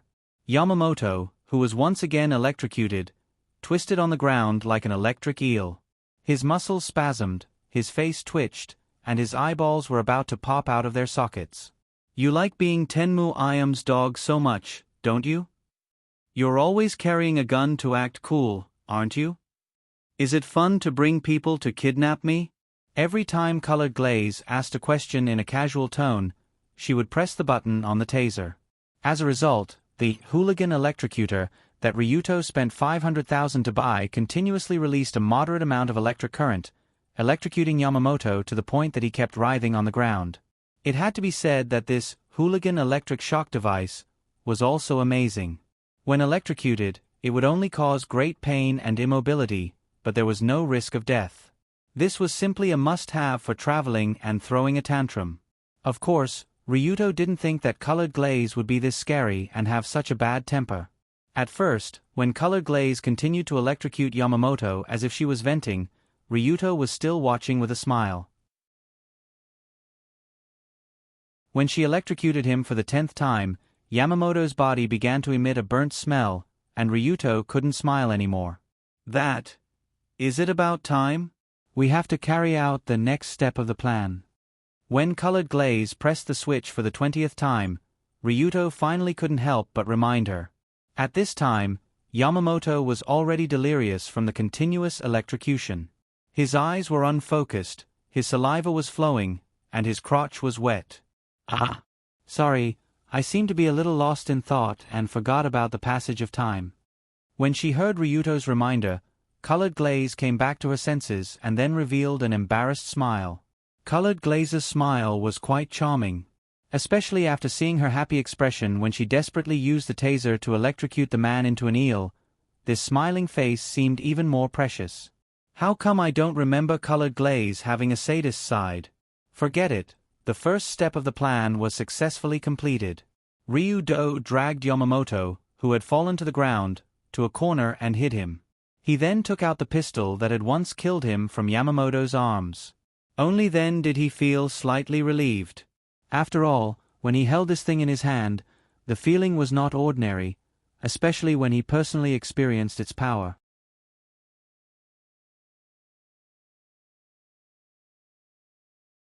Chapter 11. Something like a small pistol couldn't be considered a man's romance, it could even be said to be a villain's weapon. Especially Yamamoto's carefully preserved little black pistol, it was simply a classic model for small fries. Whoever held it would be unlucky. However, at this moment, Ryuto felt that this gun for small fries felt very warm in his hand, as if he was holding a hero's holy sword. This feeling, this weight, it's simply so disgusting, I'm going to throw up. Just as Ryuto was immersed in the joy of receiving the best pistol in the warehouse, Colored Glaze's words interrupted his self-satisfaction. He turned his head with a drooping face and asked, "Miss, is this gun that disgusting?" "Who said it's a gun? I'm talking about the smell of blood on my body, ugh." Because she had to deceive Yamamoto before, Colored Glaze had no choice but to smear a pile of fish blood on her body. As a miss, Colored Glaze naturally had a desire for cleanliness. Who could stand the smell of blood on her body? However, what impressed Ryuto was that when she proposed this method, she didn't hesitate at all and directly poured a basin of stinky fish blood on her body. Colored Glaze indeed hated dirty fish blood, but she hated failure even more. Therefore, as long as she could increase the success rate of her plan, this miss would never hesitate to do something she originally didn't want to do. But now that she had taken down Yamamoto, Colored Glaze couldn't help but feel disgusted by the sticky clothes on her body. This was an instinctive reaction. "Here, take off your jacket and change into this."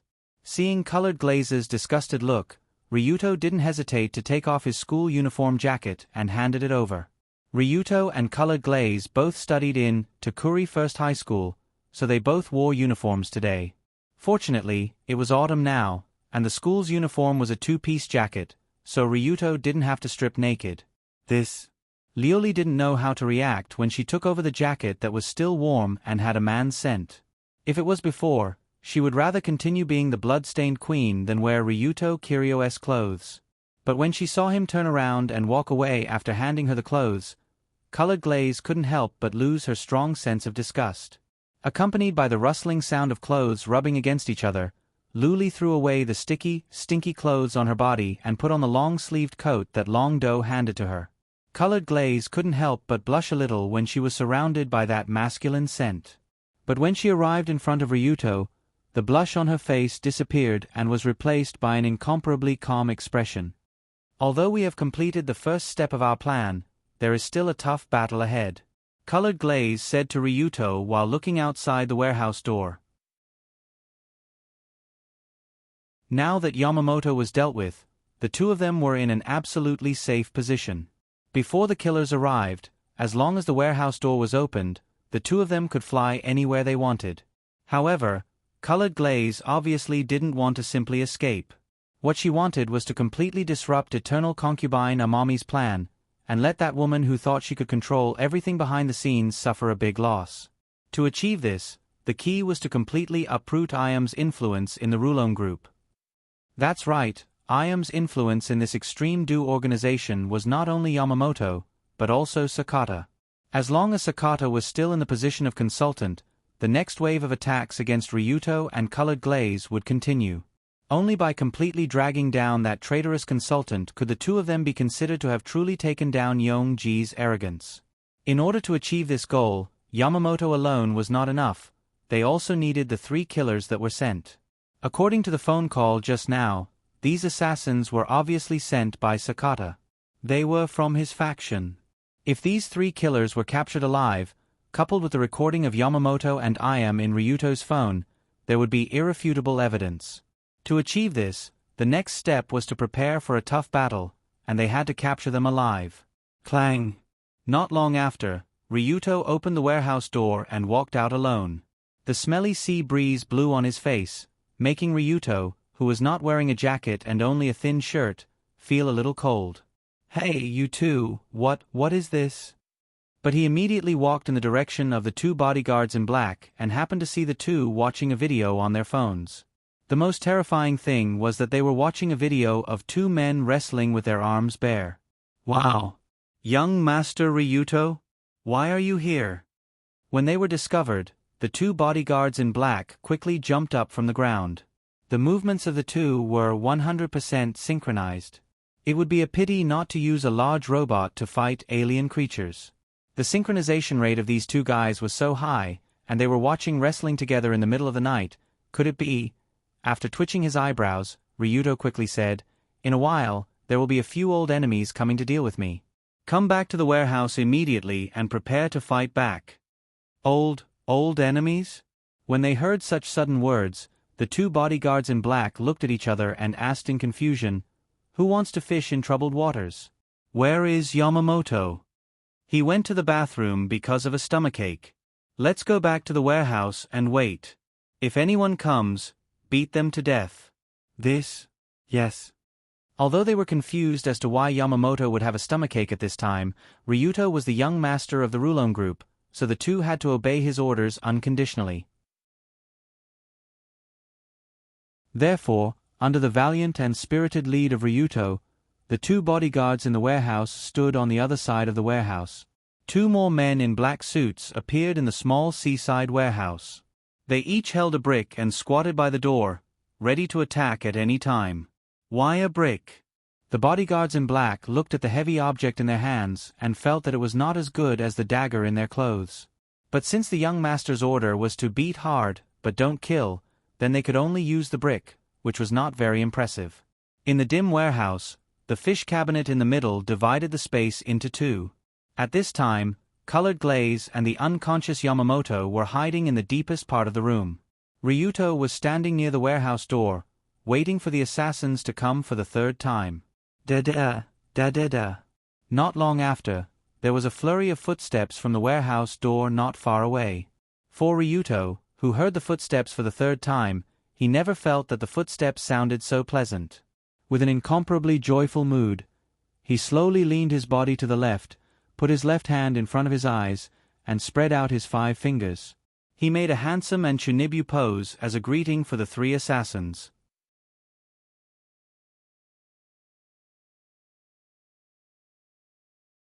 Chapter 12. Boom! It was accompanied by a loud bang that had been heard twice before. The rusty door of the warehouse was kicked open by an uninvited guest.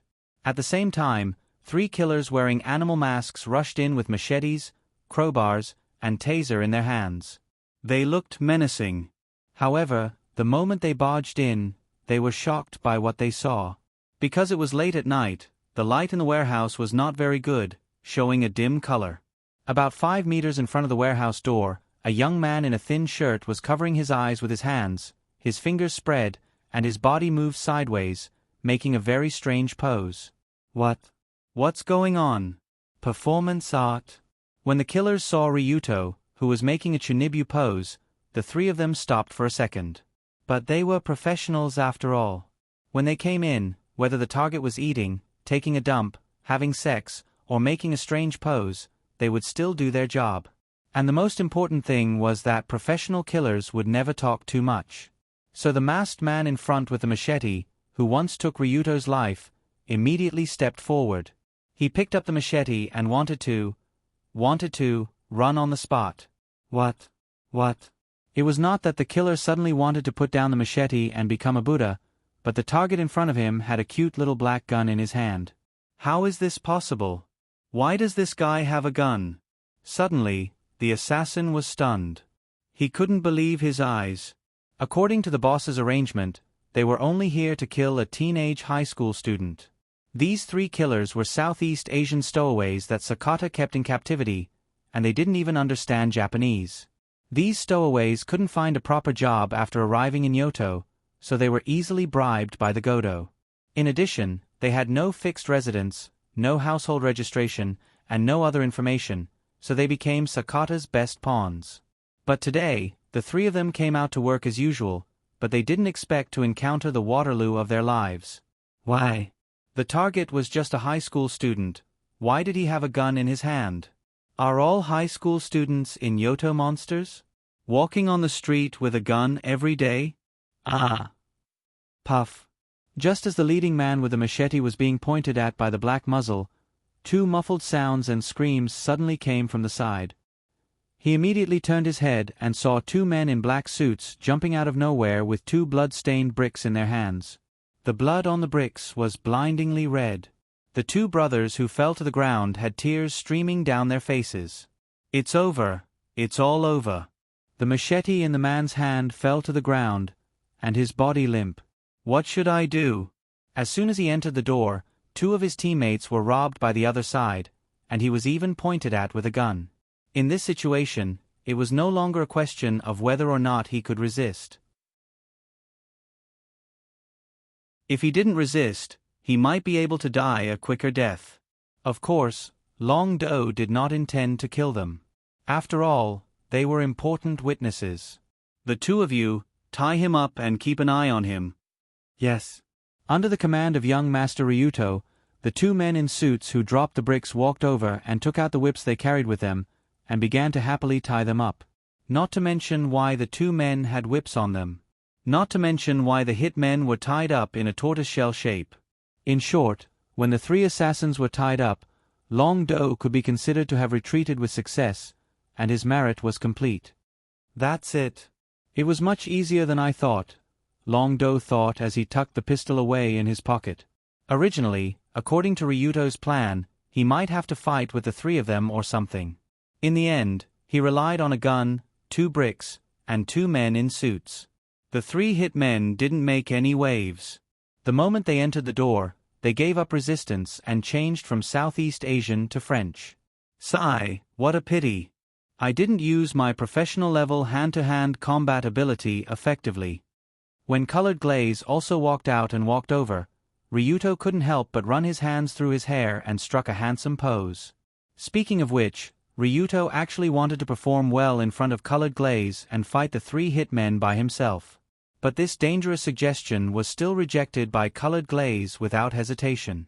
because Colored Glaze felt that it was too unreliable to rely on him for hand-to-hand combat. What if Ryuto was killed? It was safer to use a gun. Well done. Now we have all the evidence. We can take down your Rulon group's Sakata-gu. Just as Luli walked over, a relaxed smile appeared on her face, as if she had heaved a sigh of relief. But before the young lady finished her sentence, another set of messy footsteps came from outside the door. Found it. The young lady should be here. Hurry up and go in. Even though the door to the warehouse had been closed again, Colored Glaze could still hear the familiar heroic female voice. This voice undoubtedly came from the personal samurai who grew up with her, 16 Nights Dancing Costume. Dancing Costume was a samurai adopted by the Kanzaki clan, which was the ancient bodyguard. She had been trained as a bodyguard since she was young. She was strong, agile, and taciturn. Although Dancing Costume was also a beautiful woman with delicate facial features, her cold face was currently filled with anxiety. Please, young lady, please be safe. Not long ago, Dancing Costume had been held up by someone due to some sudden incident, causing her to be unable to keep track of the young lady's whereabouts. In just a short 10 seconds of negligence, Kanzaki Colored Glaze was kidnapped. Without a doubt, this was clearly a well-planned kidnapping. That was why Kamiyoshi hurriedly mobilized all the factions in Tokyo to search for Kanzaki as if they were going to turn the ground upside down. In such a situation, the first to arrive at the warehouse was Colored Glaze's personal samurai, Dancing Costume. She led a small team of highly capable people to find clues as quickly as possible and rush to the warehouse by the sea. In the original game, Dancing Costume kicked a certain important part of Ryuto Kiryu the moment she entered the warehouse. Then, she tied him up with a rope and tossed him into the sea. Ah, is it that beautiful female bodyguard? But this time, I won't have to be beaten up by her. That's great.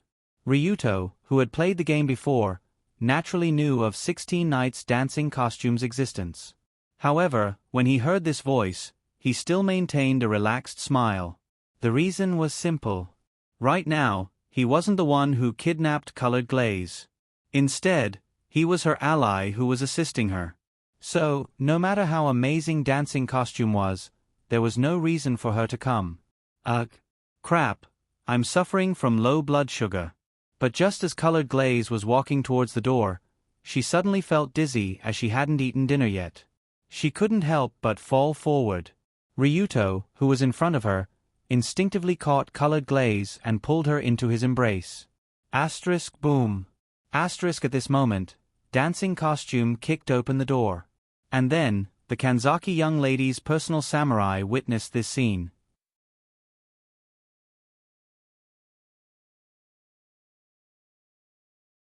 Chapter 13. Dancing Costume might be Colored Glaze's maiden name, but in reality, she treated her like a younger sister. So when Colored Glaze was kidnapped, Dancing Costume was the most nervous and the most agitated. Especially after knowing that the person who kidnapped Colored Glaze might be the bastard young master of the Rulon group, Dancing Costume became even more anxious. Because Dancing Costume usually had to protect Colored Glaze, she was also a student of Kyoto First High School, and was classmates with Colored Glaze. All the students of Dooley First High School knew two things clearly. First, Ryuto Kiryu really liked Kanzaki Colored Glaze and had always coveted her. Second, Ryuto Kiryu was a sinister and cunning bastard who was capable of doing anything. If such a bastard young master kidnapped the beauty he wanted, then it wasn't hard to guess what he would do to Colored Glaze. So Dancing Costume had always been praying that nothing like that would happen. No, please don't. How could the young mistress be taken by that bastard? Boom. Her slender right leg, which was wearing a special leather shoe, kicked out, and the door to the warehouse was sent flying for the umpteenth time. However, in the dim light inside, Dancing Costume saw a scene that almost made her heart stop. The first thing she saw was that man, the man who made Dancing Costume want to cut him into 6 pieces. At this moment, Tongshang Ryudu was only wearing a thin shirt compared to the weather. His clothes were a bit messy, and in his arms was a familiar figure. Just by looking at the hair and Dancing Costume's hair, she knew who it was. The scariest thing was that the colored glaze in Ryuto's arms was wearing a male school uniform that was obviously not the right size. In the shoujo manga that Dancing Costume liked to read, she had seen similar descriptions many times. As long as a woman wore a male uniform that didn't fit, then there was a high chance that something was wrong with her own clothes, such as being torn or dirty. Then, why would Colored Glaze's clothes be torn or dirty? The answer should be self-evident. With this conjecture, coupled with Colored Glaze's drowsy and weak state, it really made people think of the worst possibility. In an instant, Dancing Costume's valiant phoenix eyes narrowed, and then her whole body emitted a hellish killing intent. Kill, kill, kill, kill, kill, kill. I have to kill that guy, I have to kill that guy. No, I can't just kill him, I have to let him suffer all the torture in the world before he dies. Without a doubt, Dancing Dress was infuriated. In fact, she wasn't just infuriated.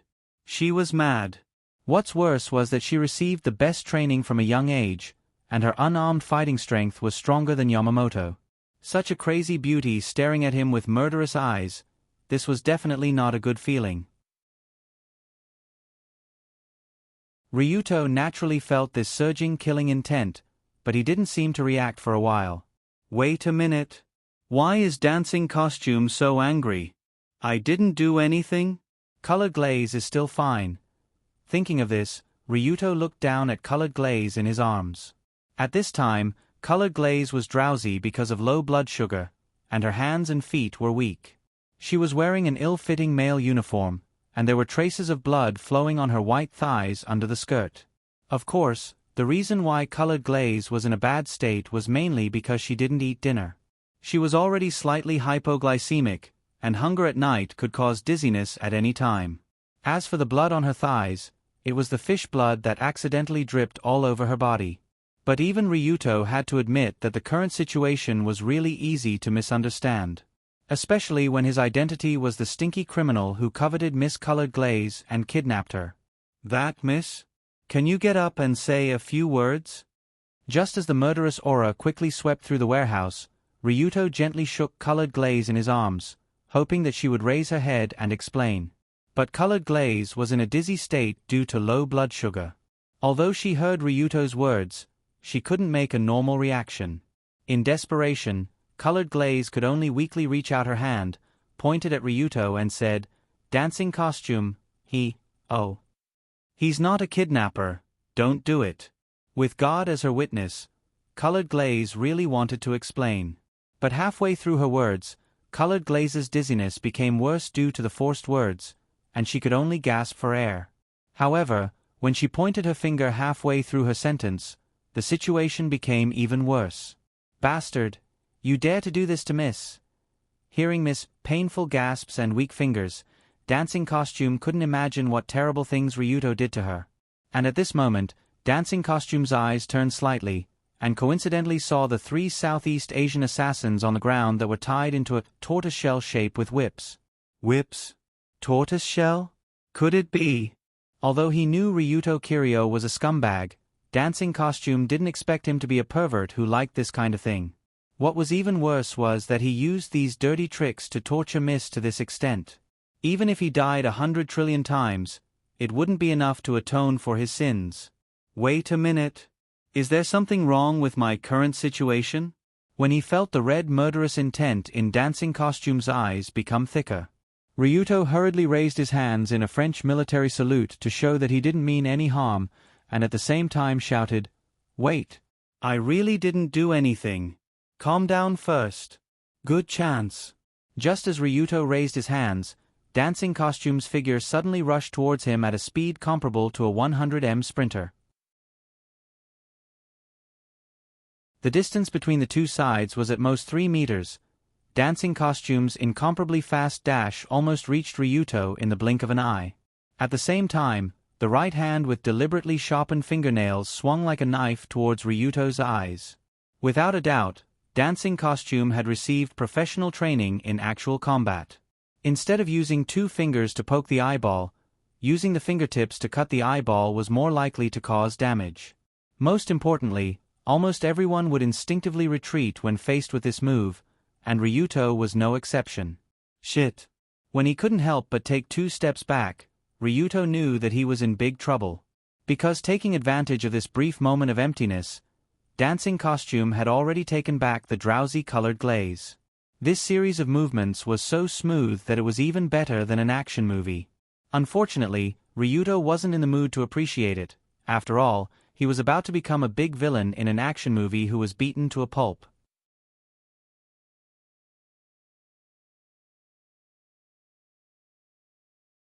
Chapter 14. Ah! Ah! At the same time, two screams came from behind. Seeing that Dancing Costume suddenly rushed over to attack Ryuto, the two men in black also prepared to rush over. But before they could even take a step, the two unlucky men were knocked down by the Wu warriors who rushed in from behind. It must be known that Mai Mai didn't come here alone. Behind her were several elite soldiers that had been nurtured by the Kanzaki family. In the short span of 2 seconds, the situation had changed drastically. After Kamiyoshi's elite team of Wu warriors entered, Ryuto, who was originally the master of this warehouse, suddenly lost his 2 men and the young lady in his arms. And all that was left for him was 16 Knights Dancing Costume's manic gaze and a powerful kick. Dancing Costume was obviously the type of person who didn't talk much. She preferred to use her hands instead of her mouth. From the moment she took back the colored glaze to the second attack, she almost didn't communicate with Ryuto at all. With a gust of wind, her slender long legs swept from bottom to top toward the center of Ryuto's legs. That's right, that position, for men, was called the bag of death. As the saying goes, when you hit someone, don't hit their face, and when you kick someone, don't kick their balls. Unless it was some kind of unrestricted fighting master, they wouldn't kick their balls. But if she wanted to cause great pain to the opponent, then kicking in this direction was the right choice. This was obviously what Dancing Costume was thinking. Bastard, you despicable bastard, you actually dared to use your filthy thing to play with the young lady, accept your punishment. With a strong killing intent, Dancing Costume's kick could be said to be fast and ruthless. Hard bridge hard horse true kung fu combined with the special hard-toed leather shoes, if this kick connected, the result would probably be like an egg being smashed by a hammer.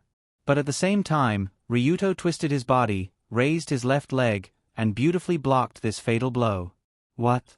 When the heel of her foot kicked that incomparably hard shin, Dancing Costume couldn't help but quickly took a step back, and slightly frowned. Something was not right. How could this brute of a young master react to this and block it so beautifully? Suddenly, Ryuto didn't pursue, but stood still with his hands outstretched, and at the same time an arrogant smile appeared on his face. I think we need to have a good talk, because you really have a very serious misunderstanding. From Ryuto's point of view, his expression and tone were quite sincere. He really didn't want to continue the misunderstanding with Dancing Costume. But as previously said, Ryuto's original body, no matter how much he smiled, he was very arrogant, and his tone. Therefore, in Wu Yi's eyes, these actions and words were a serious provocation to her. I think we need to have a good talk. You are not worthy to fight with me. Because you really have a very serious misunderstanding. You don't know your own strength. From Ryuto's tone and attitude to others, this was probably what he meant. He was simply showing off to the extreme. Although Dancing Costume was a girl, but since she was young, she considered herself as a martial warrior, so naturally she wouldn't allow others to walk all over her. Not to mention, she was already angry, and now he added fuel to the fire. So, Dancing Costume took a deep breath, and coldly said, I understand. Great, then can we have a good talk? I understand, when dealing with people like you, I have to be calm. It's easier to take your dog life. Although she didn't want to admit it, Dancing Costume also understood that Ryuto was indeed somewhat skilled, and attacking with anger would be easy to expose. So, in the next moment, the martial warrior's breath immediately became cold, like an erupting volcano turned into an iceberg. But this wasn't good news for Ryuto, because Dancing Costume in a calm state was obviously more dangerous. When he noticed this, Ryuto could only reveal an arrogant smile. Well, now it seems that no one will believe me no matter how I explain. The only thing I can do now is to hold on until Colored Glaze wakes up, and let her help me explain. After looking around, Ryuto came to this conclusion. Fortunately, Kamiyoshi's people had some morals.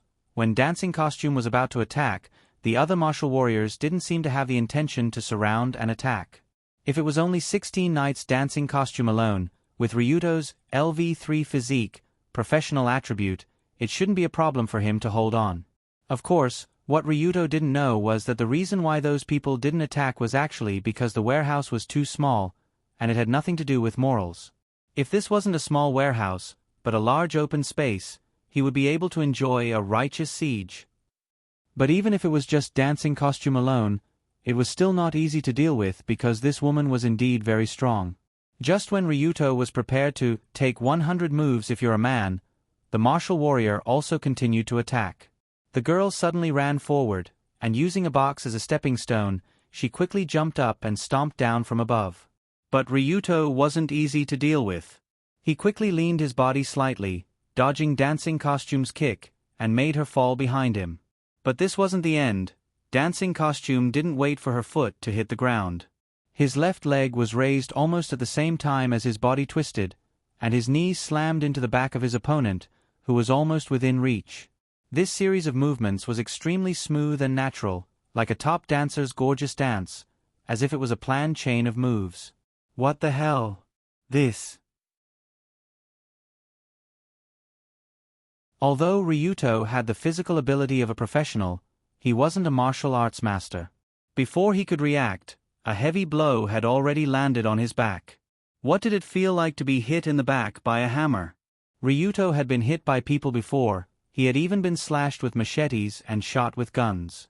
But he had never experienced the feeling of being hit by a hammer, and now he finally experienced it.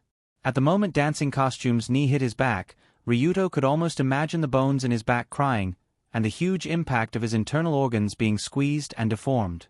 The huge pressure squeezed Ryuto's internal organs, making him almost unable to breathe. But he couldn't stop to breathe, because as soon as he stopped, he would die.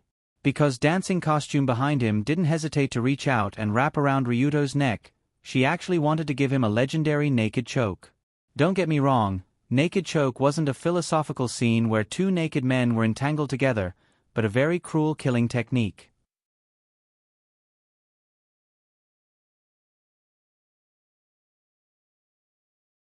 Chapter 15. Naked Twist was also known as blood twist. To put it simply, it was to use the arm to directly wrap around the opponent's neck and choke them to death. Conservatively speaking, with a standard movement, the blood twist could cause the opponent to faint within 10 seconds. If the opponent continued to exert force after fainting, the blood twist could kill the opponent in 10 seconds. It was an excellent technique for traveling and killing people. Therefore, when Long Do sensed the movement behind him, he quickly rushed forward in an attempt to avoid being strangled by the woman behind him. He had indeed done so, but the result was unexpected. The reason for the failure was not that Ryuto was not fast enough, nor was it that Dancing Costume was too fast. But when Ryuto dodged forward, a Kamiyoshi samurai standing in front did not hesitate to kick him in the chest. No way! What happened to the martial arts ethics? What happened to the one-on-one duel? In fact, of course, no one agreed with him, but this was probably the reality. So when he saw the big leather shoe rapidly approaching him, Ryuto could only quickly cross his arms and block the powerful kick. Well done, this way, you're going to die. Before Ryuto could recover his breath, accompanied by a cold female voice, a soft whip-like arm tightly wrapped around his neck. For the technique of strangulation, the softer the arm, the tighter the neck, and the easier it was to exert force. And at this time, Dancing Costume was using the naked twist. Her whole body directly attached to the opponent's back, like a poisonous snake using her arm to strangle the enemy. Dancing Costume's slender right arm pressed against Ryuto's neck and tightened inwards, her left hand clenched her right wrist, and her whole body exerted force. Almost at the moment the strangulation technique was formed, Ryuto only felt his neck tighten, his chest was completely unable to breathe, and at the same time, his vision quickly turned black. This kind of professional assassin technique, Dancing Costume was definitely at the top level. Her naked twist only needed about 5 seconds to make any human unconscious. As long as it was a human, there was no possibility of resisting this kind of attack. At the same time, there was a consensus in the fighting world, that is, a naked twist formed, is simply impossible to break. I can't die here. It was not easy to pass until now. Suddenly, Long Do struggled frantically, but no matter how hard he tried, he couldn't break free from the woman who was tightly wrapped around him. In this kind of situation where the enemy was behind him, there was no way to cause an effective attack, and there was no way to pull her hand away. What to do? This is... Just as Ryuto frantically struggled, he felt like there was a heavy cylindrical thing in his pants pocket. Don't misunderstand, that cylindrical thing was not that, but a hooligan taser that was one size smaller than a flashlight. Previously, after Colored Glaze used this taser to torture Yamamoto, she returned this thing to Ryuto for him to use against the assassins behind him. The problem was that Ryuto had the blessing of the divine weapon. The pistol, of course, did not intend to use this thing to fight, so this taser was always in his pocket. However, at this critical moment, when Ryuto was about to be strangled, and if he fainted, he would probably be dismembered on the spot, he actually touched this thing. From the time he realized what was in his pocket, Ryuto had at most 2 seconds. After 2 seconds, this young master's vision would completely turn black, and he would lose consciousness under the strangulation. Do you want me to use this? If he used the hooligan taser to shock the dancing costume behind him, then he could indeed break the naked strangulation. After all, this was a high-level weapon above the concept of fighting techniques. However, before Long Do was about to use the taser, he hesitated for a second. From the beginning, he did not intend to attack the dancing costume, let alone use such a hooligan item like the taser. The reason for this was very simple. Because I, Ryuto Kiryu, am a gentleman. Gentleman, a gentleman's gentleman. Warrior, a gentleman's warrior. A true gentleman must be courteous to women. So, how could he use such a hooligan taser on a woman? Considering his identity as a gentleman, Ryuto could not help but hesitate for a full 0.1 seconds. Gotcha. After 0.1 seconds, he took out the taser, inserted it into the thigh of the dancing costume behind him, and pressed the switch. Indeed, a gentleman should not use the taser on a woman. If he did, then he was not worthy of being a gentleman. But as long as he could save this 1 million, I, Ryuto Kiryu, don't care about being a gentleman. The electric current quickly flowed, and at the same time, the symbol of Ryuto's gentlemanly name disappeared. Of course, using the Professor Yang's kiss on the dancing costume was not without a price. After all, Ryuto himself was still in a state of intimate contact with her. So the moment he pressed the button, the electric current immediately came out of the hooligan taser and passed through the dancing costume's body to Ryuto's body. Therefore, Ryuto had been slashed by a machete, shot by a gun, and hit by a knee, and now he had the new experience of being electrocuted. %yen hashtag at *** 2113. 5261. For a moment, the two people who were electrocuted began to twitch crazily. The scene was like two gods dancing face to face. Oh no! The captain of the 16 knights got electrocuted. Hurry and separate them.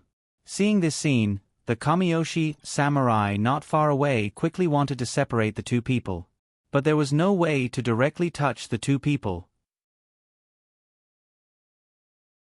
The samurai could only pick up a wooden stick and hit the taser in Ryuto's hand. Bang! With a loud bang, the hooligan taser that Ryuto spent 200,000 to buy was destroyed. Then the two people's bodies were quickly separated. The dancing costume barely managed to stay on the ground, and Ryuto fell with his arms and legs spread out. He was naked for a few seconds before, and he was electrocuted. It would be strange if he did not faint. It's over. Do I have to do it again? When he felt the overflowing murderous intent, Ryuto could not help but smile bitterly. Stop. Everyone stop. Don't touch him. But just at the moment when Ryuto just fainted, a weak voice came from not far away. If Ryuto was still conscious, he would definitely think that this voice was made by the angel who saved him. Unfortunately, now his vision was black, and he once again fell into the dark chaos.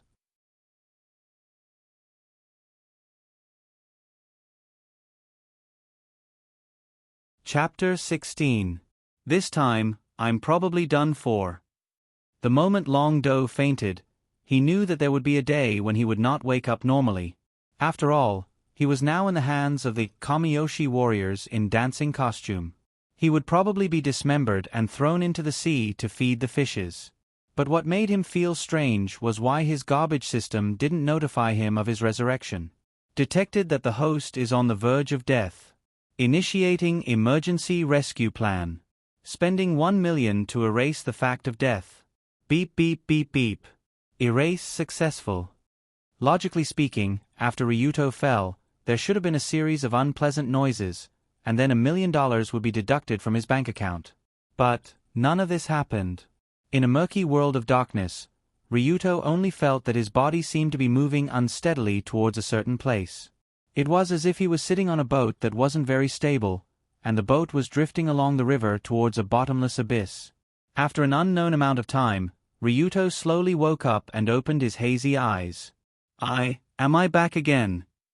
As he slowly sat up from the bed, he covered his forehead that was still aching. Normally, after resurrection, he would appear in the previous warehouse and continue to repeat tonight's serial deaths. But reality wasn't like that. The second after he woke up, Ryuto felt that there was a new development. The first thing that entered his nostrils was not the disgusting sea breeze, but the calming scent of lavender. Next, he wasn't lying on the broken chair, but on a soft and warm bed. Where is this? When he completely opened his eyes and looked around, Ryuto couldn't help but be shocked by the room he was in.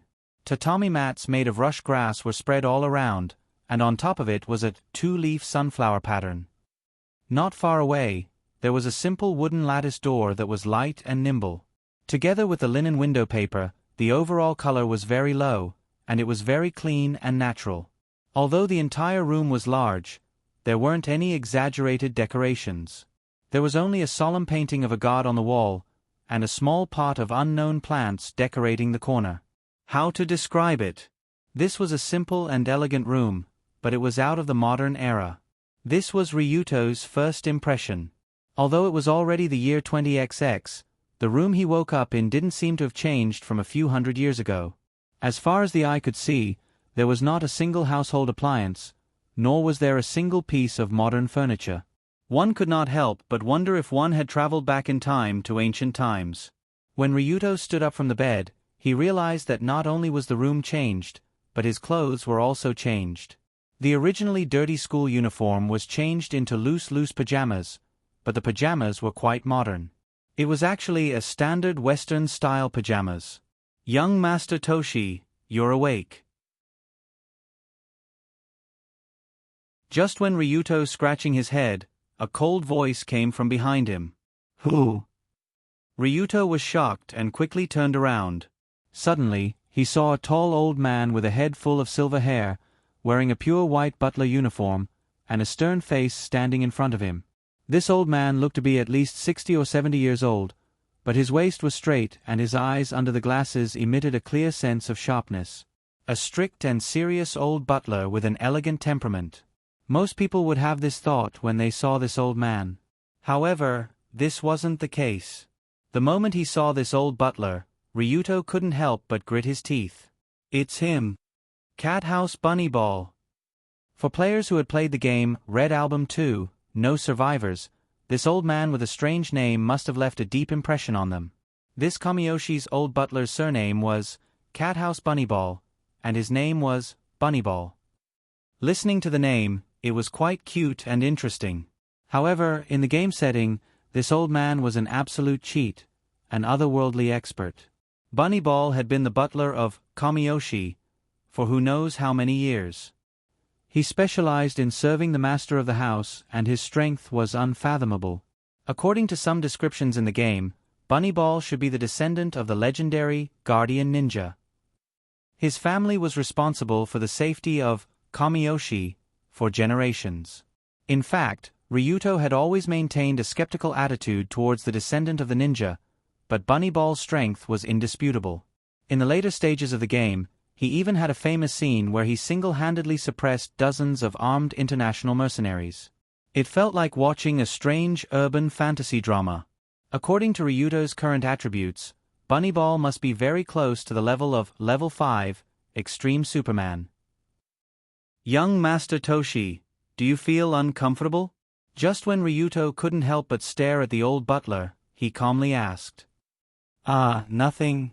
Speaking of which, where am I now? This is the Kamiyoshi courtyard.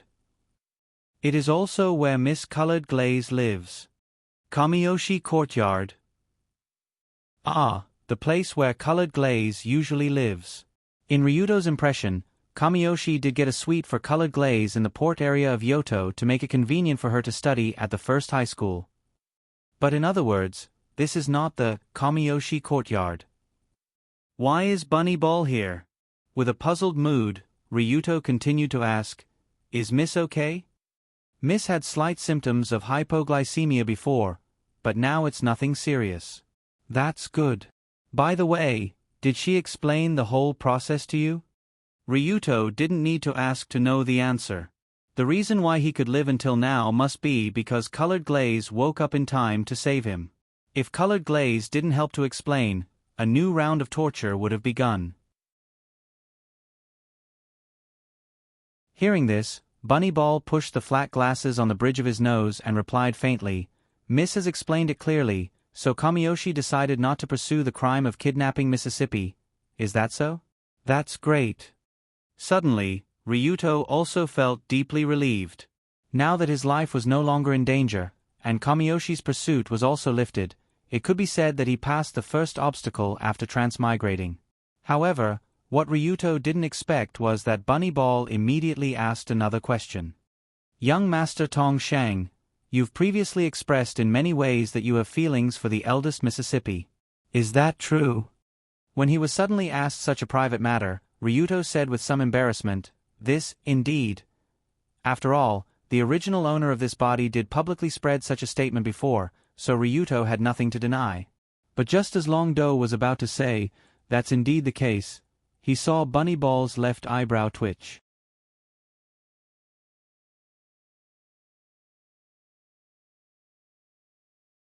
Chapter 17. From a normal person's point of view, this was undoubtedly a normal reaction. However, Ryuto, who had played the game before, knew that Bunkamaru's action of raising his left eyebrow was a prelude to his attack. In other words, this old butler might be waiting for Ryuto's answer, and might attack him at any time? Attack. Why would he do that to me? Could it be? Suddenly, Ryuto recalled the awkward question from before. Bunkamaru was the dark guardian of Kamiyoshi. Everything he did was calm, like an intricate machine.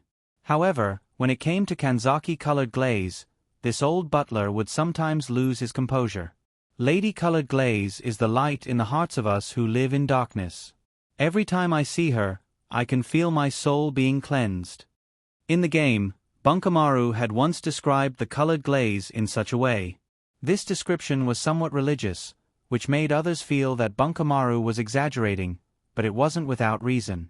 Kamiyoshi had always been a very special family. It was said that they were relatives of the royal family, and the one who bore the most responsibility in the family was the Zaiwang of Kamiyoshi. Zaiwang was originally an unmarried princess who represented the royal family as a witch. Her job was to serve Amaterasu Okami, and she was in charge of praying, exorcising, and worshipping. It was the highest rank of witch. However, this rank had been developed continuously since ancient times. The royal family created a special department that was in charge of Shinto, which led to the Kamiyoshi. Thus, in every generation, the Kamiyoshi would be the Zaiwang, and she had the responsibility of communicating with the gods on behalf of the country. For example, the Colored Glaze's mother was the previous Zaiwang, and her aunt was the current Zaiwang. She was the next Zaiwang. 2 years later, when the Colored Glaze turned 18, her aunt Kanzaki Seiko would step down and pass the position to the Colored Glaze. Although Zai Wang could still marry after his abdication, but before and during his term of office, he must be clean in body and mind, and must not involve himself in matters of love. In other words, from the time the Colored Glaze became the fasting king at the age of 18 until the next fasting king succeeded, she was absolutely not allowed to fall in love, much less lose her virginity. Under such circumstances, Ryuto, who had publicly declared that he liked colored glaze and had even kidnapped her, was bound to be very conspicuous in Kamiyoshi's eyes. Just as Ryuto paused, Bunkamaru asked, "Indeed what?" "Go on." When Long Do was faced with the question of whether he liked Lioli or not, he originally wanted to answer, yes. But halfway through his words, he suddenly realized that he was courting death, especially in front of this old butler.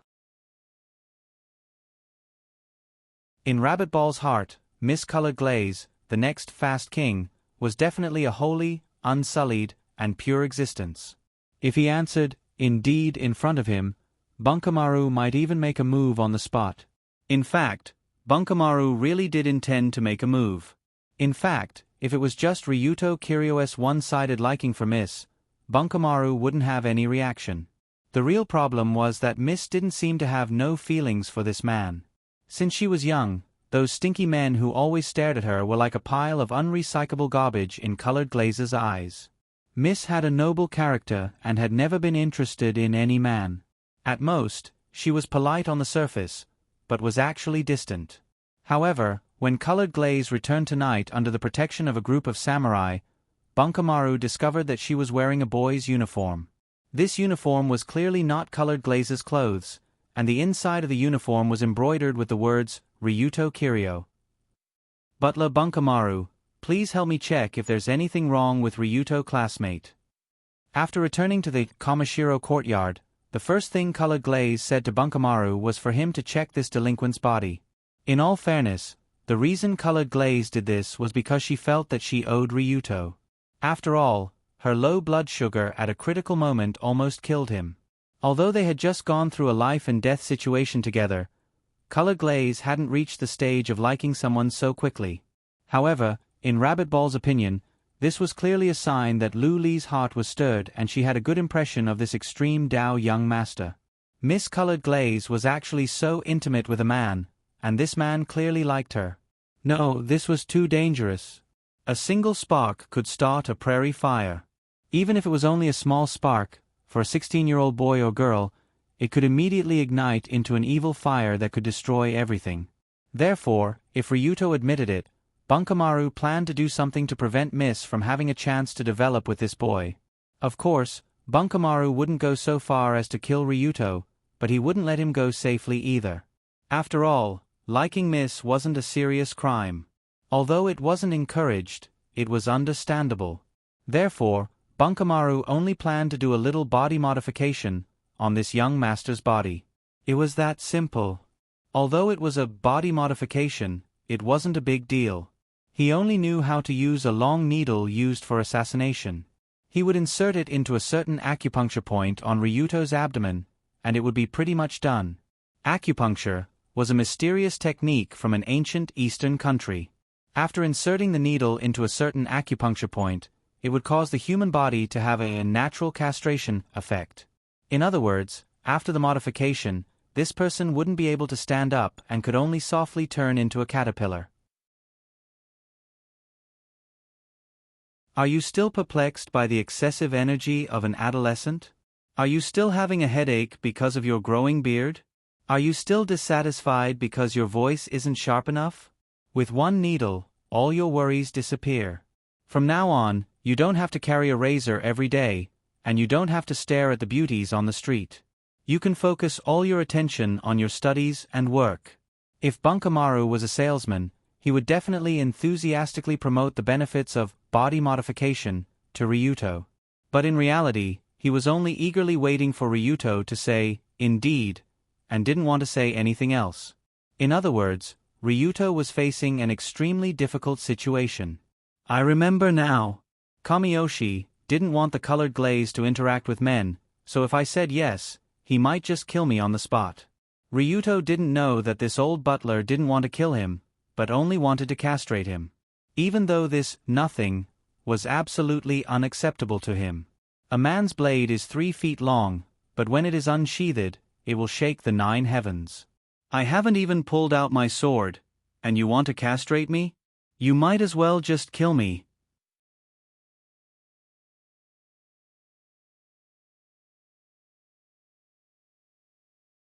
Chapter 18. What should I do? I can't expose the fact that I like colored glaze in front of him, so I can only fool him. In desperation, Ryuto shrugged and smiled. Indeed, there was, but that was in the past. In the past? What do you mean? It means that I don't plan to pursue colored glaze anymore, I just treat her as a friend. When making such an explanation, Ryuto's attitude was very casual. If he was facing other people, he might have been fooled by his words. Unfortunately, the person in front of him was the old ninja who had seen countless villains and heard countless lies. So that's how it is. Is that so? You already understand. After seeing Bunnyball nod, Ryuto also showed a relieved smile. However, his smile froze in the next second. Bunnyball's stern face relaxed slightly, as though he was smiling. He then said, "You're even more outstanding than I imagined. You were actually able to predict my intentions in advance and then lie to fool me. There are many ways to judge whether a person is telling the truth or lying. The time to answer conversation, whether there was a pause during the conversation, the tone when speaking, the eyes, and even the heartbeat speed." For Bunnyball, he could easily see that Ryuto was lying and was trying to fool him. So in his view, Ryuto's little trick could only be described as overconfident. Okay, you're good. Ryuto, who was exposed, also knew what kind of person Bunnyball was. Since he was exposed, there was no point in pretending anymore. Then you do like Milady. I like her, so what? From the beginning to the end, Ryuto did like colored glaze. When he played the game before, he liked the first female lead very much. After he came to this world, he met her at the beginning, which was enough to show that they were fated to meet. Although Ryuto didn't plan to confess to colored glaze, admitting his feelings was definitely not something to be ashamed of. However, in the next second, Bunnyball's aura began to change. "Very good," he said with a slightly cold tone. "You are a man, what a pity." His old but not skinny wrist turned slightly and reached to the side of his waist without leaving a trace. "Humph, ready to fight? But if you kill me, how will you explain it to Milady later?" Ryuto immediately took 2 steps back and leaned against the wall as he asked in a pretentious tone. It wasn't that Ryuto couldn't control the muscles on his face squirming to act pretentious, but he had no choice. In a one-on-one situation, there was no way he could survive from Bunnyball. The only way to walk out of here alive was to use Colored Glaze's name to persuade him to leave. But Ryuto's words did make sense because Colored Glaze didn't want him to die. After the previous cooperation, the two of them had become good partners. Colored Glaze wanted to use Ryuto's relationship with the Rulon group to cut off Tenmu Iam's wings in advance. As for the dragon fighters, they naturally coveted other people's bodies. Pui. Naturally, he wanted to build a good relationship with Colored Glaze and use her power to completely control the Rulon group. In this situation, it was impossible for Colored Glaze to let Bunnyball kill Ryuto.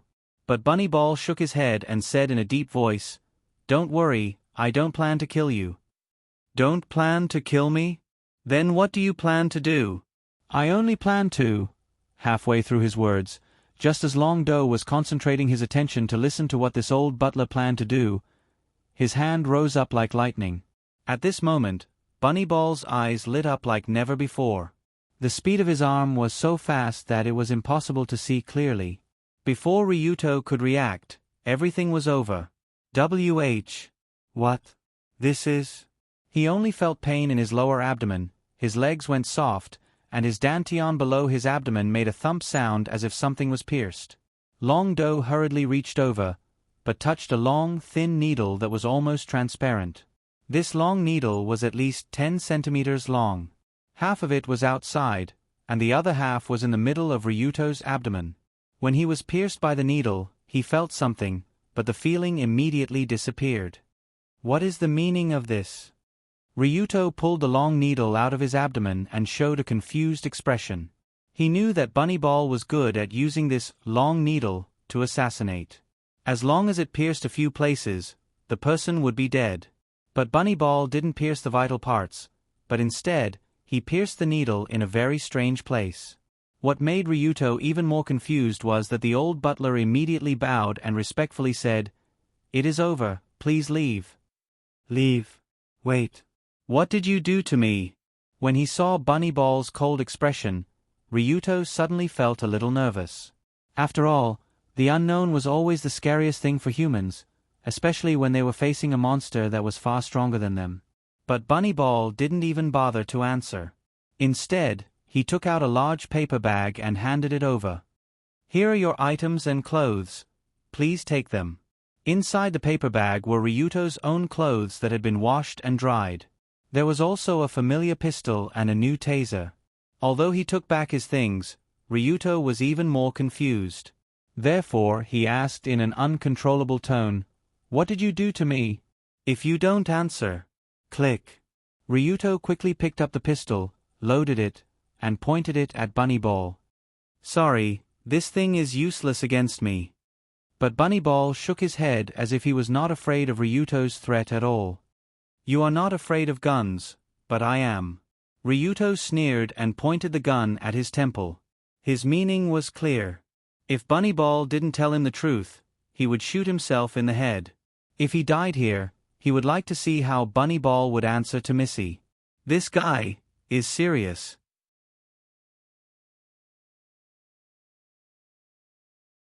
Bunnyball frowned slightly when he sensed Long Do's determination to face death.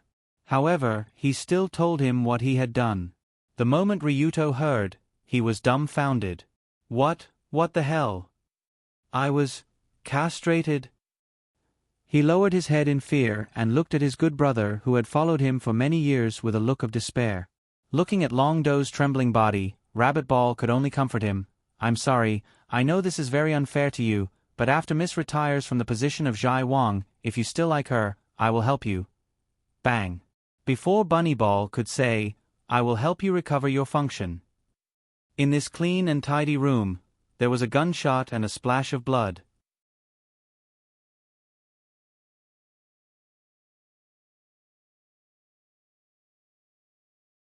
Chapter 19. Bunnyball would never have imagined that Ryuto would pull the trigger without any hesitation. Shouldn't a normal person rush to the hospital to see if they could be saved when they encountered such a situation? Why did he suddenly shoot himself in the head? Wasn't this too decisive? He was simply a super unyielding man. Of course, what Bunnyball didn't know was that Ryuto's strength was mostly based on his rebirth. Detected that the host is on the verge of death. Initiating emergency rescue plan. Spending 1 million to erase the fact of death. Beep beep beep beep. Erase successful. Suddenly, the voice that sounded like an old horse appeared again, which also represented the rebirth of Dragon Fight. Long Do clearly had a deep resentment towards his rebirth this time. From Ryuto's point of view, Bunnyball was a bully, and it was the type that took advantage of his face. Didn't he like the colored glaze? A gentleman would like a fair lady, this was the way of the world. Indeed, the colored glaze's identity was special, and she couldn't casually fall in love. But just because of this, you want to castrate me? Who could tolerate this, bastard? Therefore, when he realized that the situation was not right, Ryuto would rather spend 1 million to be reborn than to be bullied. Very good, Bunnyball and Kamiyoshi. You guys are good, I lost this round, okay? After waking up, Ryuto slowly opened his eyes, and he still smelled the familiar lavender scent. In other words, he was still lying on the soft bed, and he didn't return to the previous warehouse. The rebirth point changed. Although he didn't know the reason, it was certain that Ryuto wouldn't return to that warehouse. This also meant that he could focus all his energy on the battle of wits with Bunnyball. Stinky old man, he's too much. After quickly waking up, Ryuto, who was wrapped in the blanket, couldn't help but curse. In the original game, the rabbit ball in the cat house was a great help to the main character. Ever since it was confirmed that they were going to fight against the Heavenly Eye group, this old butler had saved the main character and the young miss from danger many times. Therefore, from the beginning, Ryuto had a good impression of this old butler. Of course, after that needle, any good feeling she had for him had disappeared. The enmity of ending one's lineage was no less than killing one's parents. Kamiyoshi, apply the rabbit ball to the cat house. I will definitely get back at you. Ryuto gritted his teeth, but he quickly focused his energy on something other than revenge. After all, the most important thing now was not how to take revenge, but how to solve this predicament. He quietly poked his head out of the blanket and glanced at the door. He could vaguely see what was going on outside through the wooden lattice door, but there was no sign of anyone outside. However, judging from the previous situation, Rabbit Ball should not be far from the door, waiting for Ryuto to wake up. As long as he made a sound while he was still asleep, the old butler would push the door open and prepare to take out the needles to serve him. What should I do? I definitely can't beat Rabbit Ball. He can choke me to death with one hand. I can't run away either. This is the Komashiro Villa. It's their headquarters. Using words to convince Rabbit Ball? That's almost impossible. He's a real veteran. It won't be that easy to fool him. Phew, there's no other way. I'll have to see if there are any useful items in the garbage store. As if he had accepted his fate, Ryuto helplessly hid under the blanket and quietly opened the store. After the third rebirth, his funds were only left with 3.95 million foot, almost reaching the point where he couldn't make ends meet. After opening the store for a while, Ryuto found a few useful items, but unfortunately, they were too expensive to afford. For example, the very useful hoodlum invisibility cloak. After wearing it, he could blend into the background, making it almost impossible for people to see. The price was 10 million.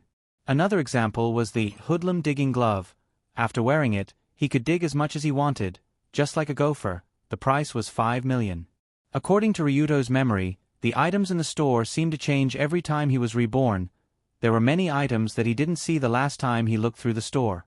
There were expensive and cheap items in the store. The more expensive items had more uses, and of course, the higher the price. For Ryuto, who didn't have a way to make money, the items at this price were fantasy items that he could only look at with envy. But after looking through the store for a while, Ryuto finally found a very useful item. Hoodlum Velcro. The color and texture were the same as human skin. It could be applied to the human body to create various illusions, such as covering scars and hiding certain characteristics. Although this item couldn't reach the level of disguise, it was surprisingly useful for the current Ryuto, and it only cost 500,000. Very good. I'll take it.